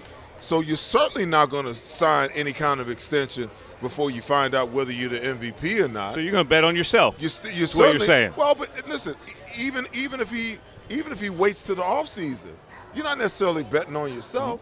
You're playing this thing out, because if you win the MVP and the Eagles win the Super Bowl and you win the Super Bowl MVP, guess what? You got them by the cojones now. Yeah. You write your own number. And isn't that what we all in your industry and my industry that I'm now in, when I played, it was the same way. You always try to level the playing field for yourself in the business in which you're in, so that when people see your value, that they'll pay you what your true value is, instead of telling you what it is that you're worth. And he's in a position to do that. Why would you ever give that away? All right, I got you. All right, let's because we all signed under market contracts. So we know what it's like, right? Because we just wanted to be part of a team. There you go. Here. Did you take a discount? Took a hometown discount. You took the hometown discount? I did. I was taking a break because on the other side, John McMullen, who covered the game for JAKIB Sports, he's on the other side. We'll get the John McMullen analysis on the Eagles' 25-20 win today in Chicago. We're back after this. Hey Philly, it's Tom Giordano from Ponley Hockey Giordano. Be sure to follow Ponley Hockey on Instagram for your opportunity to win free Eagles home game tickets for the rest of the season. You heard that right. We're giving away free tickets all season long. And guess what? We're going to give away tickets to the playoffs and the Super Bowl. So make sure you're following us. And as always, thanks for watching the Ponley Hockey Postgame Show. Go Birds.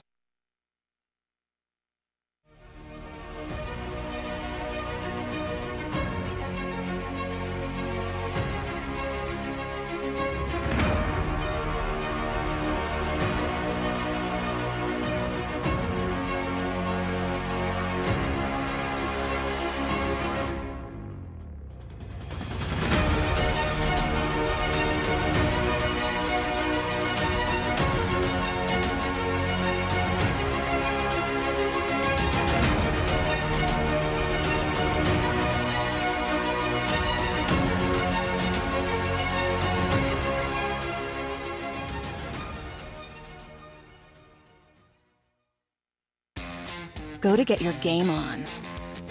Go for the beers. Go for the cheers. Go for the hit and the hits.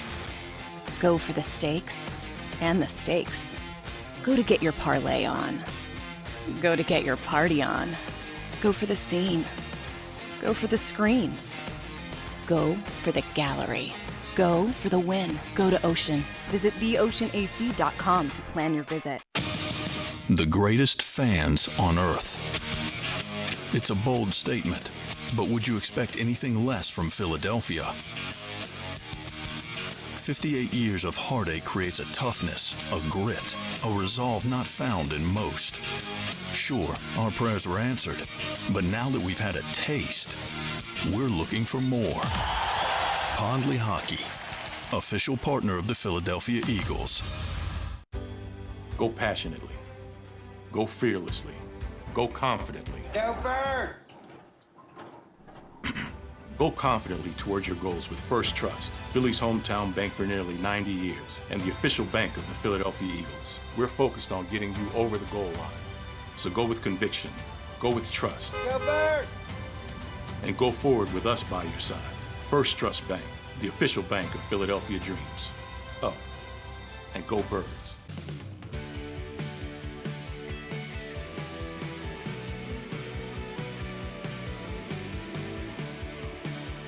My name is Fran Salerno, and I'm a managing director here at Del Valle Insurance Group. Been in the business for over 36 years, saving people money on their insurance needs. Give us a call. Let us help you custom design an insurance plan that meets both your needs and budget.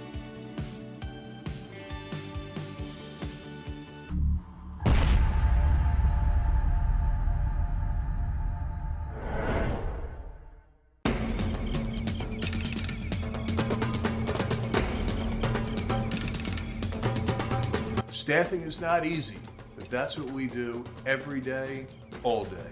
The key to our success is storytelling, asking the right questions to find the right people. Hi, I'm Gary Kane, president of Kane Partners. We want to be your staffing partner.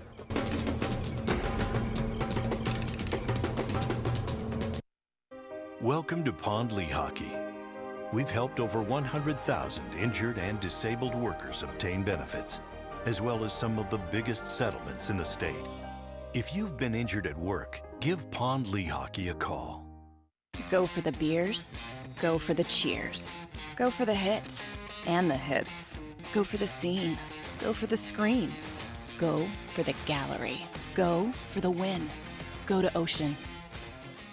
Number 1, Jeff D'Ambrosio. Destination Downingtown is rolling back prices for a December to remember. For a limited time, you can own, not lease, brand new 2023 Jeep Wranglers for only $30,995 or $339 per month. New Rams starting at only $30,995 or new Ram 1500 Bighorn Crew Cabs $189 per month. Zero down can deliver. Get the price you want, the selection you need, and the VIP treatment you deserve. Jeff D'Ambrosio, Destination Downingtown, Big Finish Sales Event.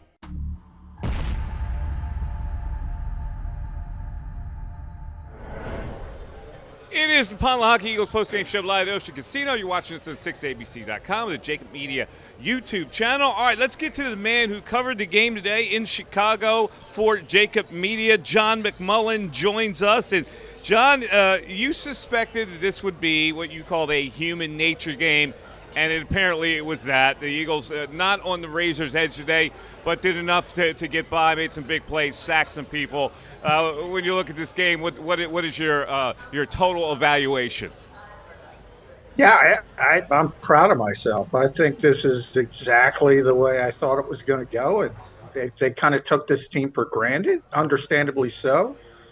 Difficult weather, which everybody talked about after the game, but the Bears weren't talented enough to take advantage of it.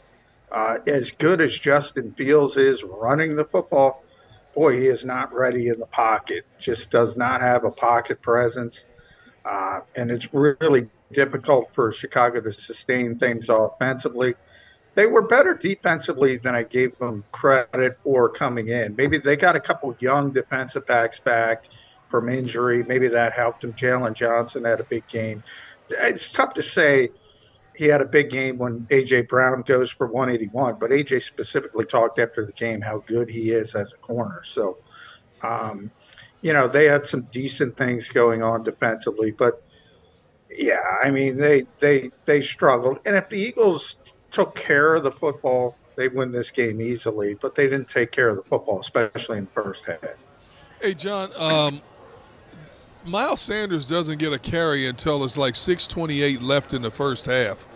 And we're going into the game thinking, run the ball on the Chicago's team because they were giving up over 140 yards a game. You put them out of the misery early. Did anybody ask Sirianni about that, number one? And number two, how do they not attack Chicago's biggest weakness was defending the run? Yeah, it's a good question, and we did ask, and, all Nick does, he's not going to talk specifics about game plan, Deacon, but, he mentioned it was part of what they thought they could take advantage of. Now, the Eagles are 13-1, so they generally think they have an advantage all over the place, and they're generally right. So they look at it and say, all right, we have A.J. Brown and Devontae Smith, and they both ended up with over 100 yards receiving. They both made big plays. Jalen's playing at an MVP level. They thought they had a huge advantage there. And some of these cold weather games, maybe the thought process is, well, we're going to try to run the ball. Maybe they all outthought themselves a little bit, at least from my perspective. They don't think so.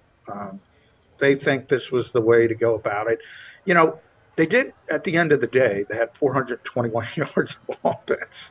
So if you take out the ball security issues, which is typically not a problem, this team came in plus 14. It's a pretty easy game. And I don't think people are having as many questions. But they had the two interceptions early, which were, bad throws, especially the first one from Jalen. And then you had the Miles Sanders fumble, his first fumble all year. So that kind of, I think, condensed things a little bit. But, everybody in this league, and I mean everybody, and you saw it with Dallas today, they have the big lead and give it up to Jacksonville. every good team, Buffalo, Kansas City, if you want to call Minnesota, even San Francisco earlier in the year, good teams, they all have hiccups. And when the Eagles have hiccups, they still win the game, except for Washington. John, talk about the sustainability of what the defense is doing right now. I don't think people have been keeping track, but the Eagles have racked up 19 sacks over the last 3 games. That is 6.2 sacks, per game right now. Hassan Reddick had 2 today. He was just all over the place, with the forced fumble. They're saying that Maddox recovered the fumble, but it looked to me like he caused it and recovered it. If that's the case, I agree. Yeah, it looks like we're going to have back-to-back defensive players, NFC defensive players of the week, if that is the case. But he has 2 sacks. Hargrave has 2 sacks, and who was the other one that checked in with 2? Josh Sweat. Josh Sweat, Hargrave. Yeah, Josh Sweat has just been on fire. Is it sustainable?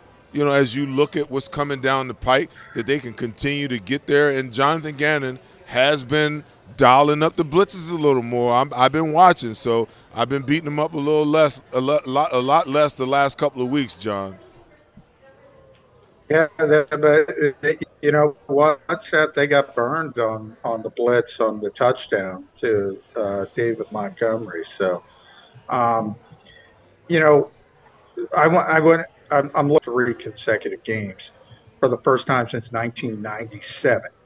They're up to 55 sacks on the season. The record for this franchise is 62 sacks. So is it sustainable?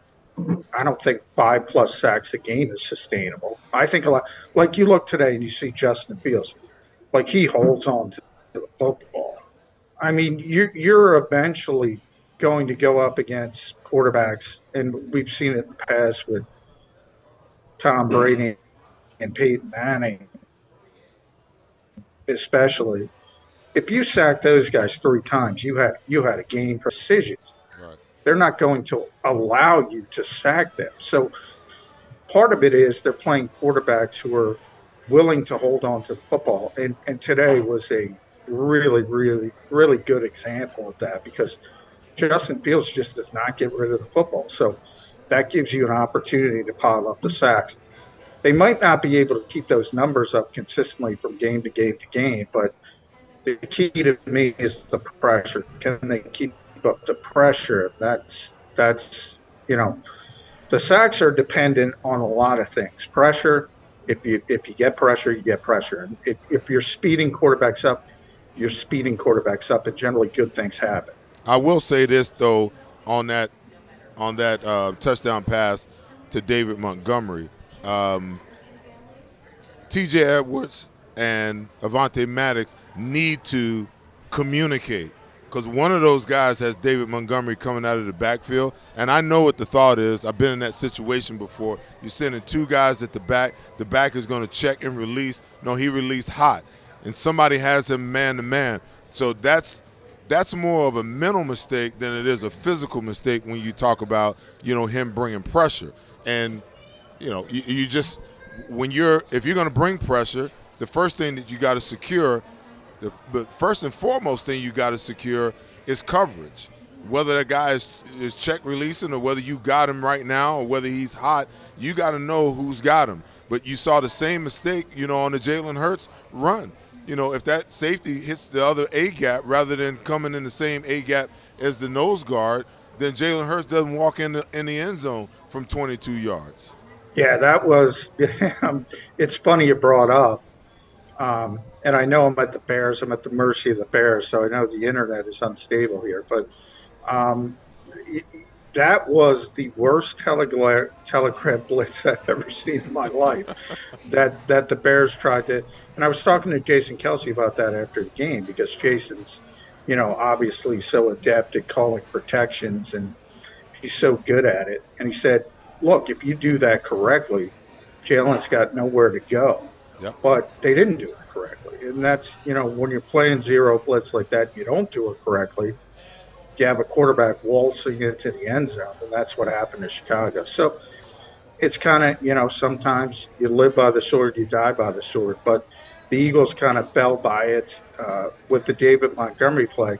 And my problem with that is they were so effective without the blitz. I'm not sure why he dialed it up at that point, because I don't think it was needed at that point. So if you don't pull it out of your pocket, you're probably not having that communication mistake. John, the game has arrived. Well, at least it will on Christmas Eve. The Dallas Cowboys game 2. They have Dak Prescott back. They lost today. And so I'm wondering how you think this shapes this matchup. We were talking about the preparation for particular games, and the preparation may have not been on the razor's edge for this particular game. It has to be for this game coming up. How do you see this matchup? Well, the Eagles don't have to win it now. So, they have a 3-game lead with 3 to play. So all they have to do is win one of their final 3 games to get where they want to be. Do they want to beat Dallas? Of course they want to beat Dallas. They're going to try to beat Dallas, but you're going to hear these questions. There is a safety net now. So that's the nice thing about the Cowboys collapsing against our old friend Doug Peterson and the Jags, and the fact that Dallas is done. They're cooked. They can win that game. They're still not winning the NFC East. And then I've already had the people throw this at me. It's hard to beat a team 3 times. I'm sure you've heard that 1,000 times, Mike. So maybe it's better to lose to the Cowboys if you see them in the playoffs down the road. I don't think this team thinks of it like that. They want to win this game. They're the better team. Now, 3rd consecutive road game on Christmas Eve. I looked at the schedule before the season started, and I circled that day, and I said the Eagles are losing that game. 3rd consecutive road game on Christmas Eve. That's a difficult spot. So it's nice to have a safety net. Hey, John, clarify something for me if you can. I saw a comment on Twitter earlier when Nick Sirianni was asked about the 22-yard touchdown run by Jalen. He kind of deflected and shied away from giving a direct answer. When we had Lane Johnson on, Lane said it was a call play. But we're sitting there talking, how can you call that play until you see how the defense aligns? Can you tell me how much Sirianni deflected away and maybe why he wouldn't answer the question directly? Well, Nick doesn't like to give up strategy because he might do it again. That's his thought process. And he told Jalen not to talk to us about it, so Jalen kind of talked around it. But Jason Kelce and Lane Johnson, as you mentioned, he talked to us about it.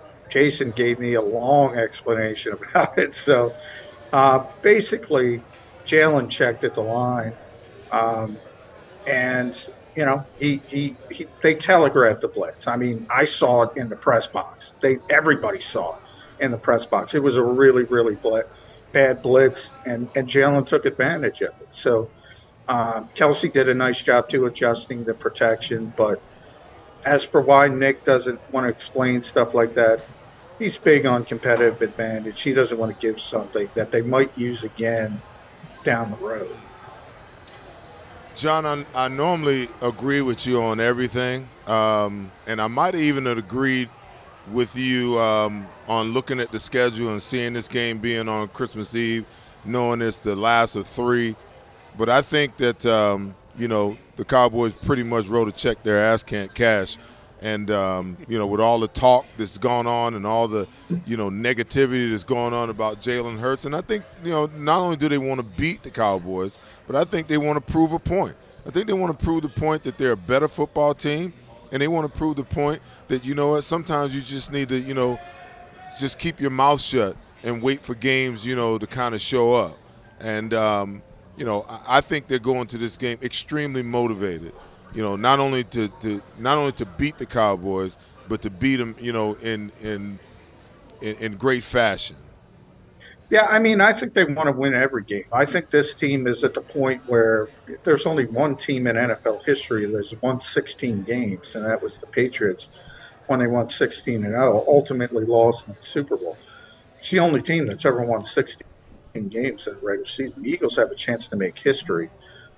Would have been even nicer to try to go 17-0, but they want to win every game because they they've gotten to this point, and they've dominated this league to this point.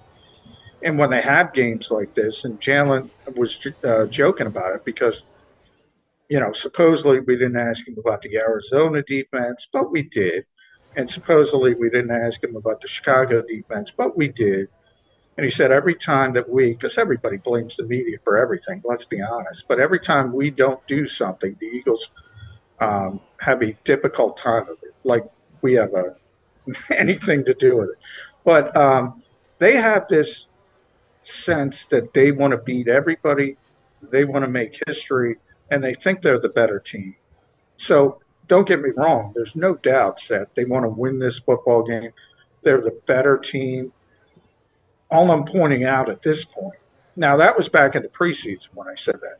At this point, it's nice to have a safety net. They don't have to win the game.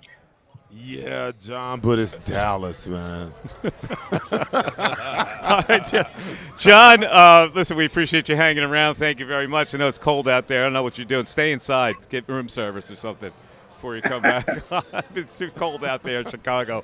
All right, so this post-game show still has the drive of the game. We still have game balls to give up. And we'll have Dr. Bruce with some medical insights. That's coming up on the Pond Lehocky Eagles post-game show back after this.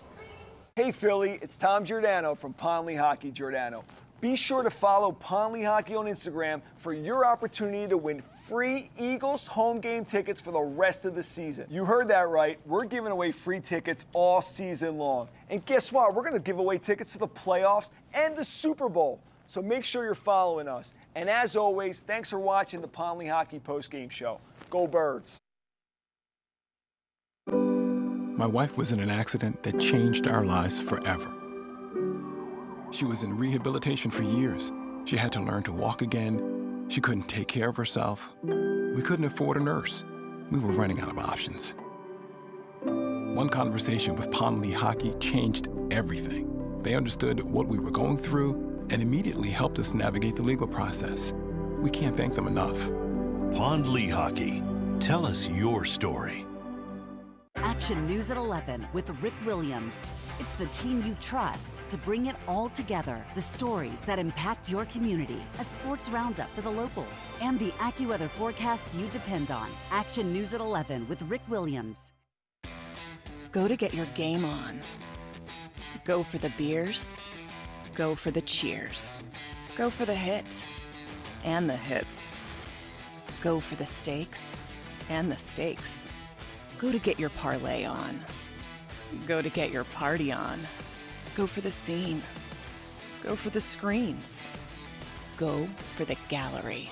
Go for the win. Go to Ocean. Visit theoceanac.com to plan your visit. Number 1, Jeff D'Ambrosio. Destination Downingtown is rolling back prices for December to remember. For a limited time, you can own, not lease, brand new 2023 Jeep Wranglers for only $30,995 or $339 per month. New Rams starting at only $30,995 or new Ram 1500 Bighorn Crew Cabs $189 per month. Zero down can deliver. Get the price you want, the selection you need, and the VIP treatment you deserve. Jeff D'Ambrosio. Destination Downingtown Big Finish Sales Event.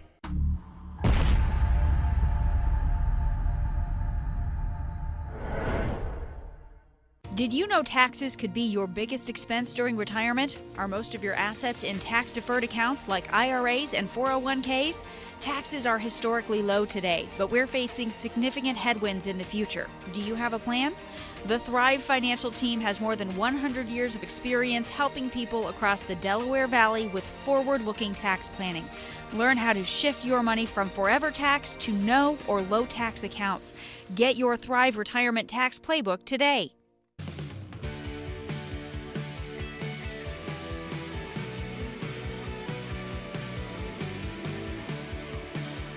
My name is Fran Salerno, and I'm a managing director here at Del Valle Insurance Group. Been in the business for over 36 years, saving people money on their insurance needs. Give us a call. Let us help you custom design an insurance plan that meets both your needs and budget.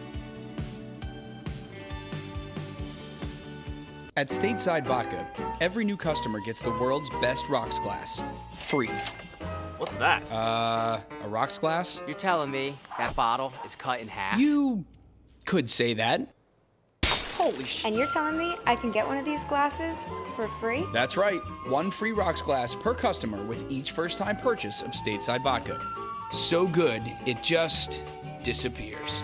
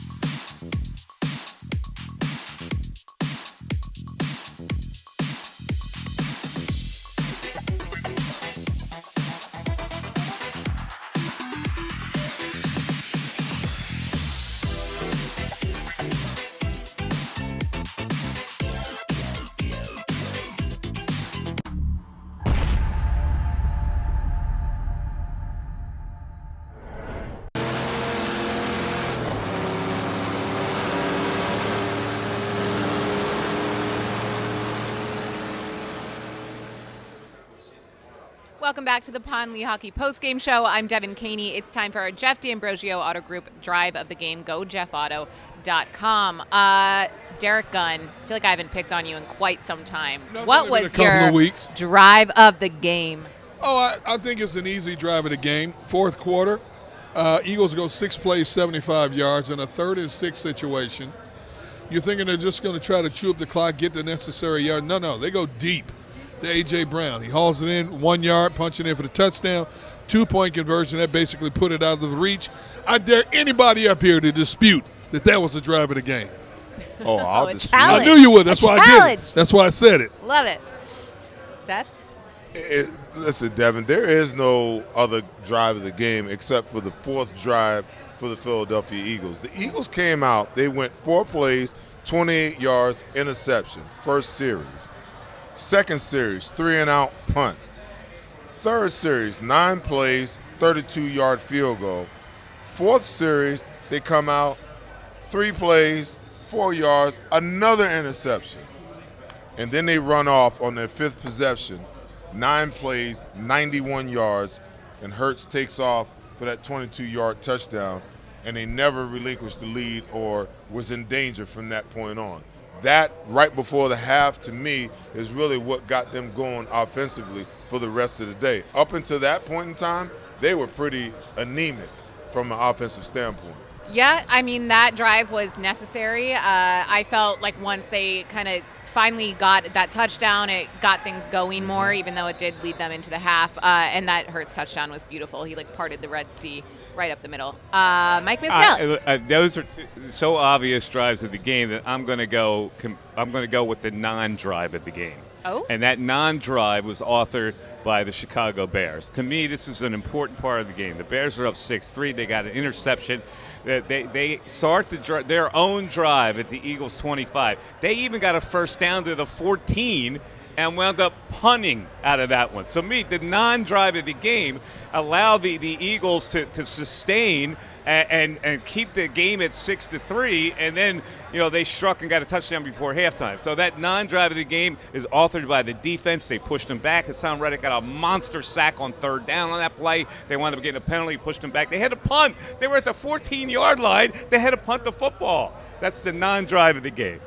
I don't know, Dev. I think what we need to do online, we need to set up a poll, because we're going to be in opposition every week. There's absolutely there's a concern, but somebody's got to win. I'm all about the W's, man. Somebody's got to win, and somebody's got to lose. I'd win most.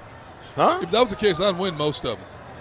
I don't know, honestly, because I feel like some weeks you guys all just pick the same drive, like there's no competition. I like when you all have a different take. 3 different drives. Yes, so good work. Came at it from different intellectual capacities. Yeah, look, shaking things up in week 15. I've lost count at this point. Mine just made all the sense in the world, though. No, I actually. No, mine got, did. Okay. Mine did. Well, now I'm thinking of which I. Did anyone say who had the AJ Brown 68? I did. I think it has to be that one. Absolutely. I'm sorry. Because they go up by 12. You're picking his? Well, Absolutely. you guys are saying that someone has Is to this what it win, is? and I'm Somebody has picking to a win? winner. Is that what this is? How can you not say that was the drive of the game? Look. They've been anemic for the whole first half. Their first two out of their first 4 possessions, they turned the football over. Yeah. They didn't get anything going until the last drive right before the half. But if they don't stop that Chicago Bears drive, maybe your drive isn't necessary. If they don't score that touchdown, they lose the game. Think about that 7 points off the board. Well, guess what? On my drive of the game, it put them up by 12 points because Chicago goes back down the field and gets a fluke See touchdown. what I'm saying? We need a poll. See? We need a I live. do see We what need a you're live saying, poll. and now I'm getting the touchdown. So the one that put them up 17-6 was the drive of the game. That was the A.J. Brown catch and then the quarterback sneak. Yes? No, that put them up 25-13. Oh, see, I think the touchdown that put them up, now I'm getting involved, and I'm choosing a different drive, I guess. No. That put the Eagles up 17-6 was the drive, because that one, I was like, okay, That put game them in the over, lead but then for they good. didn't capitalize on that because they let the Bears come back. If they don't hit that big play in the fourth quarter, punch it in for the touchdown, it's not a 12-point game. Chicago goes back down the field and gets a fluke touchdown to make it a 5-point game. You don't know what could happen at that point. They weren't going to go down and score another touchdown. I don't. Stop it. You don't. Did you honestly think Chicago could score 20 points on them? No. Okay, then. Any given Sunday, you don't know what's going to happen any given Sunday. Well, you know what was so frustrating about this game? It was not fun to watch at all. Like, I don't think anyone was having a good time watching this game, watching the Eagles. Well, let me tell you something. suffer through this. I have a good time watching Justin Fields. Now, Right. and we were talking about it's, Seth, and I think you agree. This dude, when he learns the intricacies of how to throw the football in the NFL, I mean, he is a monster running the football. And the one play that I'm talking about, he got sacked by Son Reddick. Reddick had him again on the next play and kind of got him around the top, and he wriggled out of it and just dusted people around the edge. That dude is an athlete. It was on a 2nd and 27 play when he ducked under Reddick. And when he did that spin, I thought it was a touchdown. Obviously, the replay showed he stepped out of bounds. But he's a strong young man. He has a strong arm. They just haven't given him the necessary weapons yet to be competitive. Well, he also has to learn how to play from the pocket. Yeah. One of my biggest pet peeves about running quarterbacks is that when they're drafted, Cam Newton, Lamar Jackson, RG3, you're seeing it right now. Hopefully, you see the development in Justin Fields. But normally what happens with these young quarterbacks is these organizations draft them. They have an offensive guru that crafts a system for them that takes advantage of what they do best, that incorporates the running, and then the passing side of it never really develops to the level that it needs to be competitive enough on the NFL level to succeed. So they have a couple of good years, and then all of a sudden they begin to fade. And then after a while, 7, 8 years in the league, 5, 6 years in the league, boom, they're out. What I'd really like to see with Justin Fields is I want to see him develop. I want to see him be able to develop the ability to play quarterback from the pocket, and when everything goes to hell in a handbasket, you can pull the ball down and use your athleticism. See, I think that's what you're beginning to see develop with Jalen Hurts. Last year, he was a half-field read. If nothing was there, he was going to take off and try to, make something happen. This year, you see him, he's reading the entire field. They've expanded, his role in this offense as far as what he can do and what he sees. And he understands the difference between just taking off running against zone and taking off running against man. When you take off against zone, you're just trying to buy enough time behind the line of scrimmage to allow the deep receivers to come back, the short receivers to take off and go deep. When you got man coverage, you know that everybody's got their backs to you except for the free safety. He's 20, 30 yards down the field. Now you scramble for yards, and that's where Justin Fields has to get, and, they got to give him offensive line. They got to get healthy at the running back position, and they got to give him some weapons on the outside. You give him all of those things, and he learns at the pace that Jalen Hurts has learned, he's going to be a problem. Yeah, Jalen Hurts still threw some picks today and yet scored all of the Eagles' touchdowns. Justin Fields, obviously incredibly talented on the ground. Hassan Reddick did get home. The Eagles' defense as a whole got home quite a bit. So we will talk about game balls coming up after this quick message.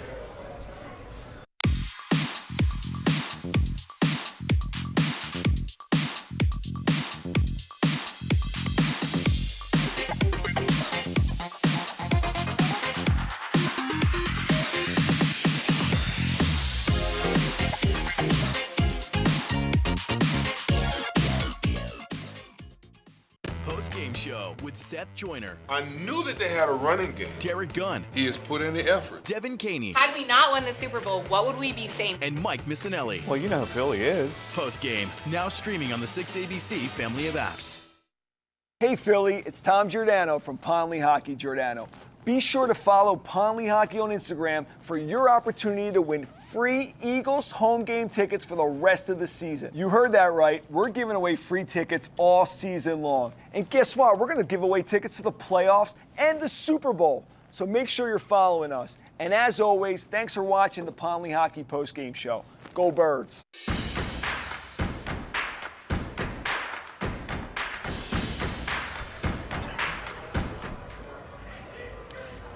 Welcome back to the Pond Lehocky Postgame Show. It's time for Game Balls presented by Colony Pools. Flywithcolony.com. All right, who wants to go first? Seth Joyner, let's go with you. Who Seth gets your does. game ball today? It's not as easy today to choose. It is tough. It is tough. I am going to go with Devontae Smith. I think he got a lot done on a lot less. I think if he would have gotten 16 targets like A.J. Brown today, he might have had over 200 yards receiving. That's not trying to throw shade on A.J. Brown at all, but Devontae had, 4 catches for 104 yards in the first half, and he was the offense in the first half. They couldn't run the ball that effectively. They didn't do a whole lot in the first half of that game, and I felt like, Devontae Smith was going to have a huge day. So my game ball goes to him. Yeah, Devontae and A.J. Brown, another big day for both of them. Derek Gunn? I want to give it to the entire defense, 6 quarterback sacks, and they held the Bears under 250 yards of offense, 270 yards of offense. But I'm going to give it to A.J. Brown. 9 catches, 181. Even when they tried to take him out of the game, they couldn't. He made a huge catch in that 3rd and 6th play for 68 yards. I'm going to go with A.J. Brown in this case. Fair. Receivers get it. Yeah, I'm going to go defense, and I think you're right. So I want to give a little tribute to defense. Hassan Reddick has been a maniac Thank you. lately. I was waiting for one of you to I'm choose going to him. go. He had 2 sacks today. He should have had another one, but the quarterback wriggled out of it. But he's putting relentless pressure from that outside spot. So I'll go Hassan today for the game ball. I'm surprised that Seth, you didn't choose him actually, because I know you're all about them getting after. Yeah, like I said, he's probably going to be if he actually was the one that caused that fumble and recovered it, which I think it was.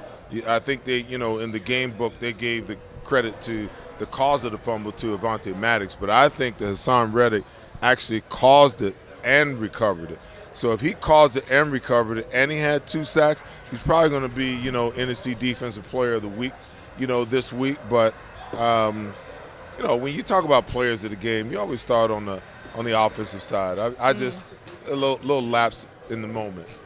Yeah, are you used to that? The offensive players getting the. No, I'm going to give it to him because what I really want to see Devontae do is I want to see Devontae play well enough over the last stretch of this season and get to 1,000 yards. I think he's right around 775 right now. And well, he was before the game, so he had a $126. So he had a $126 at a 775. Okay. So now it's like close to 900. Okay. With 3 games yeah. to play. I want to. Yeah. I think it's an important feat for this offense, to get to a point where we got 1,000-yard rushers, we got 2,000-yard receivers, which means that Jalen Hurts is doing something pretty darn good when you got 2,000-yard wide receivers. And if we had Dallas Goedert for an entire season, you just imagine what Jalen's passing numbers would actually look like. I think his passing numbers have been hindered since Dallas has been hurt, because I think he's a big part of opening things up for everybody else. And a lot of that dirty work on the inside of the field, A.J. Brown has had to do it. Because, under normal circumstances, if Dallas Goedert is healthy, A.J. Brown ain't getting 15 targets today. Right, yeah. Yeah, and I don't know. I haven't seen the numbers, but it seemed like a quiet day for tight ends, even though Dallas Goedert was technically activated. They didn't put him in today. All right, before we wrap this segment, anyone we're taking the game balls away from? Ooh. Always got to play the other side. Ooh. Did anybody play badly? I don't think anybody played badly enough to get a game ball taken away. What about Shane Steichen, play calling? The first half play calling? Yeah. Good debate, but they did have the lead at halftime. I'll just give them a Wilson tag. That's it? So yeah. you give at the end of the day, they had 425 yards total offense. Right. So, it's hard for me to give anybody a takeaway game ball. In the first half, it was pretty paltry in the first half. I mean, not even using Miles Sanders until halfway through the second quarter. But they still had the lead at halftime. Yeah. As mediocre as they played at first half. I'm not taking the ball away from anybody. Are you? I can't do it. I can't do it. Love the positivity, guys. All right, so not taking any game balls away. Stick around. We will wrap up the Pound Lehocky Postgame Show after this break.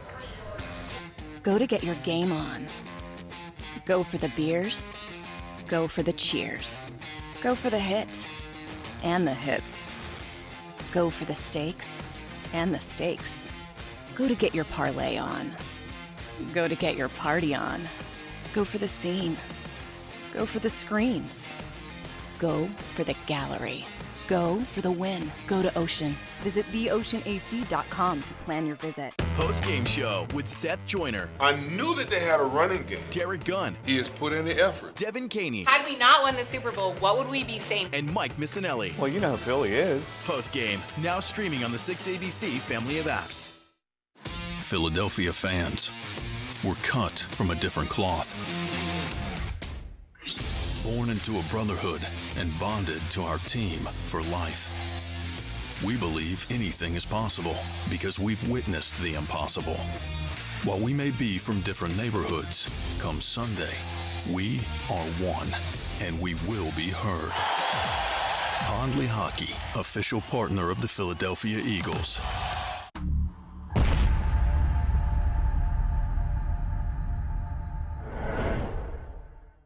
Since 1977 at Rafferty Subaru, we have always been about our customers and the community. Early on, a safe and durable option, we've evolved to become the best overall brand according to Kelley Blue Book. Over the last 14 years, we've donated thousands of dollars through the Subaru Share the Love event and found homes for hundreds of pets. The Rafferty family is proud of our 45 years in business. This month, celebrate our anniversary with special financing on select models. Visit us and see why. Continue your communication sciences and disorders education at Salus University within the Doctor of Audiology or Masters of Science in Speech-Language Pathology programs. With state-of-the-art labs, on-campus clinics, and extensive externship opportunities, students position themselves to be at the top of the job market. Stand out in the audiology and speech-language pathology profession by visiting salus.edu. Score and save in southeastern PA and Delaware with Colony Pools this football season, and let the experts close your pool with a custom Merlin safety cover in green for the birds. And if you join our Winter Watch team, we'll give you another 20% off, and Colony Pools will handle it all. Keep your tiles on your pool, not in your pool. Fly with Colony right now, birds fans. Visit flywithcolony.com. Hi everybody, my name's Jason Lombardi. I'm an inspector at DryTech. At DryTech we offer three major services, the first one being basement waterproofing. The second service we offer is foundation and structural repairs. And then the third service that we offer is mold remediation. If you feel you are having a waterproofing issue, give DryTech a call or check us out online.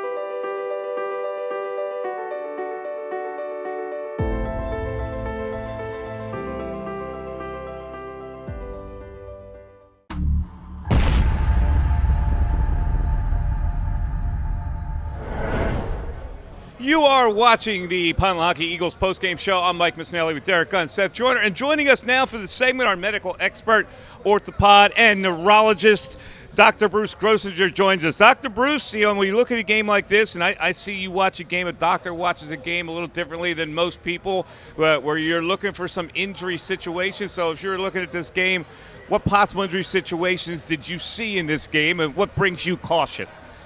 Well, firstly, I saw the guy with the best name in the NFL, Equanimous Brown. I like to say that over and over again. Wide receiver caught a 20-yard pass, and I think about the cold. I think about 5 degrees, chill factor, and hitting the ground. It's much like this table here, and being in concussion protocol. The Bears were already thin at wide receiver, and I think that was an important play of the game. I also think about how the cold affects physiology, in the sense that the muscles, they have slow reaction time. And obviously, Seth and I talk a lot about physiology and ATP. When you have a game like that, you basically have slow reaction time. Your muscles don't fire. So what do you see? You see pulls and you see tears. And when Justin Fields went out, he had a pulled hamstring, not an injury, but you saw how he was stretching. I think that was cold related because of the extreme cold at Soldier Field. Was that a cramp situation, or was that actually a pull that he was dealing with? I believe that was a physiologic pull, not a tear, not a tear of structures, but I believe that what happened was his hamstring got cold and tight, and he had to go to the locker room and warm up, and he came back, and at that point it was Katie barred the door, but that certainly didn't help the Bears. Interesting. I'm gonna go back to two important pieces for the Philadelphia Eagles. Dallas Goedert. Obviously, there's talk that he's been ready to play. They open up the 21-day practice window for him this week, yet they don't activate him for this game. Then, talk about, C.J. Gardner-Johnson. Need to get him back, but when you got lacerated kidney, talk about the time frame and where he is. I don't think he's eligible to come back this week, but maybe the next week, and the possibility of getting him back, not this week, but next. Well, I'm glad you brought Goddard up, because last week still was a mystery. We didn't know the pathology of the shoulder. They finally leaked out that he has a hairline fracture of his humerus, of the shoulder bone. So Goddard, especially in the cold, we're thinking about all the rotator cuff muscles, slow reaction time, bad muscle physiology. A game against the Bears, 3-10 team, every reason not to have Goddard come back. And in retrospect, that was a very good decision. We look at Chauncey Gardner-Johnson, lacerated kidney, again, optional. I don't know if he's coming back against the Cowboys. They keep it very close to the vest, but obviously he's such an important player with 6 interceptions. And you want him for the playoffs, really. And if they win next week, they'll be able to rest a lot of guys going into the last 2 games. You brought the Goddard thing up, because it's the first time hearing this. What is the heel time now for that? I believe he's ready. He practiced all week. He is ready. Okay. So he had a small fracture, non-displaced. He practiced all week. A lot of people thought he was going to play, as you know. And turns out they held him out, and that's kind of like healthy scratch, as we say in certain games. So it was a healthy scratch. They held him out because of the cold weather. Well, I'd say the cold weather, and they felt that they were going to beat the Bears without him. Okay. I think he will play against the Cowboys on Christmas Eve. And that's the game we've been pointed to all season. So pretty excited about that one. So when you're talking about a hairline fracture, what do you have to guard against long term? I mean, because they held him out an extra game. Obviously, the cold weather is a factor. He's going to be playing in a controlled environment dome next week against Dallas. What are some of the things that you look for in terms of trying to protect it down the road so it doesn't reoccur or get worse? Well, usually, ironically, when you have a callus, which is like a scar that forms over a hairline fracture, actually makes the bone stronger. So he was ready to go. So basically, they kept him out about a month. That humerus, which is the long bone, inserting against the shoulder, healed very well. And I think they were worried about inactivity and straining a muscle. And if he would have come back and had a different injury, a rotator cuff tear or tendonitis, I think that would have been a mistake to have the Eagles play Goddard.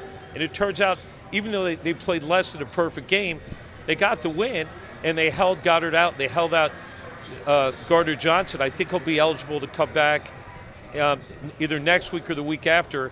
And again, they keep it very close to the vest. As far as the kidney and how it's healing, I don't think anybody except for the absolute insiders know exactly what's going on with that kidney. But the word is that he's getting better every week, and he's certainly a very important part, a great acquisition in the offseason.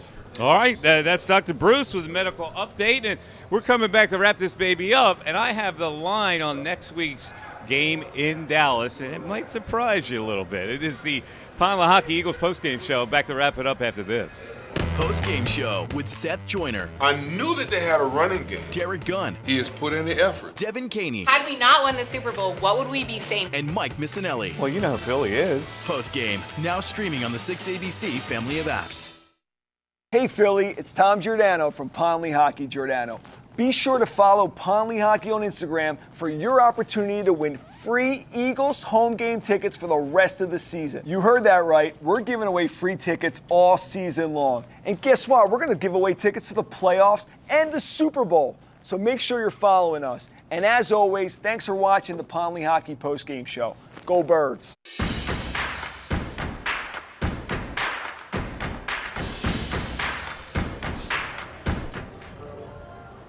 All righty, we're back to wrap this baby up, and we can't wrap it up without looking ahead to Christmas Eve, only because we get together with our families and maybe exchange presents. But the Cowboys-Eagles on Christmas Eve, and I just have the line right in front of me. Believe it or not, The Eagles are favored. the Dallas Cowboys are a 1-point favorite as we sit That's disrespect. right now. That's total disrespect. Dallas is -1. I believe this may be the first time the Eagles have been an underdog this year. I think it is. That's total disrespect. So I don't know if this line stays at but right now in Vegas they have posted -1 the Dallas Cowboys. Guys? Did whoever make these odds just look at the stats from today? Jacksonville ran for 192 yards on this Dallas defense. Dak Prescott threw the pick of the game, which sealed the deal. And you're going to tell me that they're a 1-point favorite going into that game next Saturday? No, I guess technically they're not a favorite because normally at home they're going to give you 3. So -1 is an indication that they don't believe that much in the home team. But I am really surprised that they are a favorite at all in this game. It's surprising me. I am too. I mean, how many different ways did the Eagles have to win? How many times do we have to talk about what their record is second to none? Disrespect throughout the NFL for the Eagles, Seth. Me? Start kicking some butt. Let's go. You know how it is, man. You know when you're a little kid and somebody pisses you off, you're like, all right, we'll see. I get you. I get you. That's kind of how I feel right now. Wow. All right, so let's just look at it now. Now, what do the Eagles have to do in this game? What does Dallas present that the Eagles really have to focus on stopping? Well, Dak seems to me like, he's turned into a turnover machine the last 5 or 6 weeks. So what really makes this offense really go is Tony Pollard. I'm not even afraid of Zeke anymore. I mean, he's a shell of what he once was. They're going to give him his touches, because of what they're paying him, but he's really not the running back that he used to be. Tony Pollard is the guy that strikes fear in you, because every single time that he touches the ball, there's a chance that he could take it to the house, whether he's catching it out of the backfield, whether you're talking about getting him matched up one-on-one on Kazir White out of the backfield, or whether you're talking about handing him the ball and, you get a guy in the wrong gap and he's one-on-one against one of our safeties and they miss a tackle, he can take it the distance. So the first thing they got to do is they got to get him under control. I'm not really worried about Dallas's defense, because if you really stop and think about it,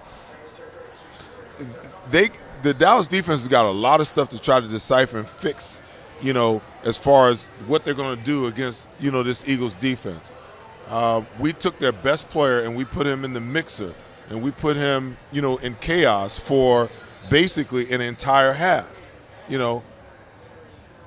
They got to prepare for that, because based on the numbers, the Eagles can go back to that and do that again.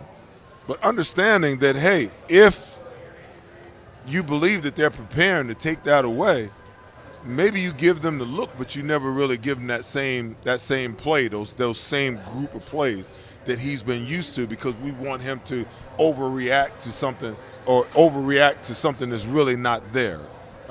So I'm not really worried about the Cowboys, to be honest with you. I'm really not. I think that the Eagles, if the Eagles go down there motivated as they should be, and they're clicking on all cylinders like when they can be, then guess what? This is going to be a situation where the Eagles go down and win this game and put all the doubt to rest and move the Cowboys out of the top 5 in total rankings, outside of the top 10 where they belong any damn way. You want to neutralize Dallas pass rush, run the ball right at them.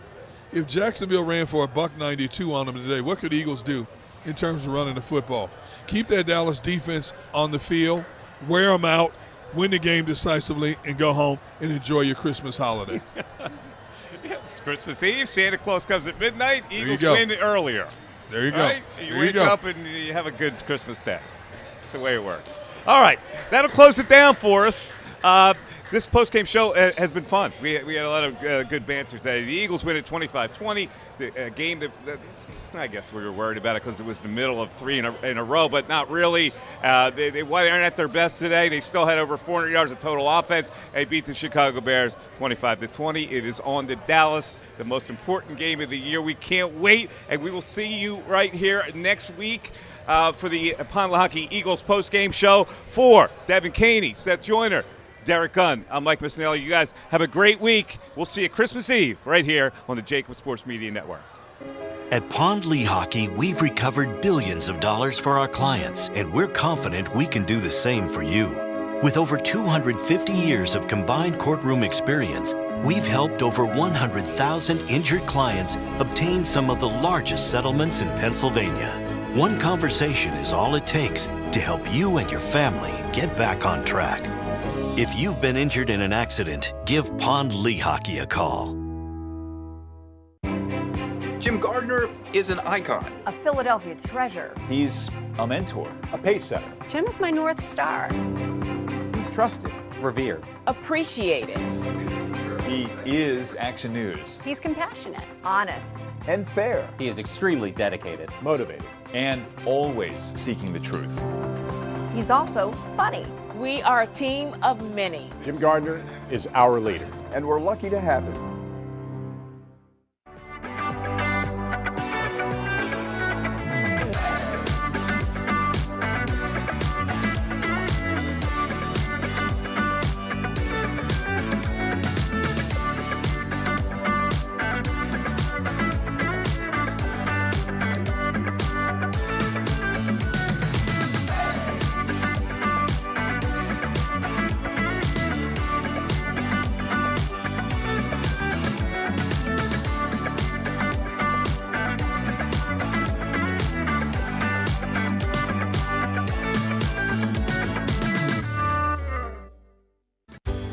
Go passionately.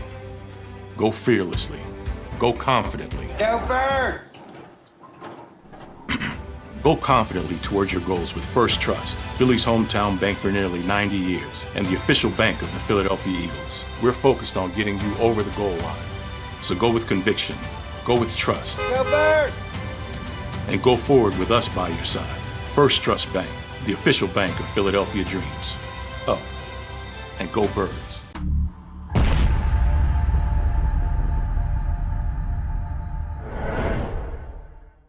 We all know that taxes are just part of life. It's true during our working years, but also in retirement. But what you might not know is up to 85% of your Social Security benefits might be taxed. Our team at Thrive Financial has helped retire thousands of people across the Delaware Valley by asking questions they never knew they needed to ask, including how their Social Security benefits might be taxed. It's time to be proactive on taxes. Get your Thrive Retirement Tax Playbook today.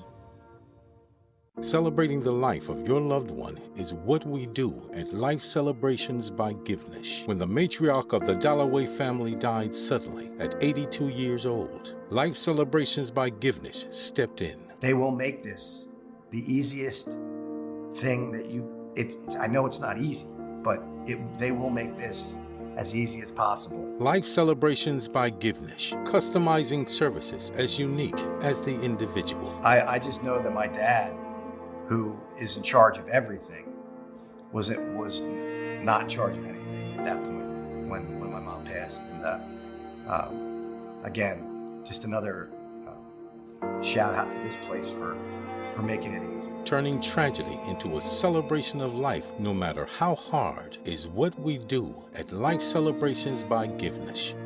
Life Celebrations by Givnish, customizing services as unique as the individual. Since 1977 at Rafferty Subaru, we have always been about our customers and the community. Early on, a safe and durable option, we've evolved to become the best overall brand according to Kelley Blue Book. Over the last 14 years, we've donated thousands of dollars through the Subaru Share the Love event and found homes for hundreds of pets. The Rafferty family is proud of our 45 years in business. This month, celebrate our anniversary with special financing on select models. Visit us and see why.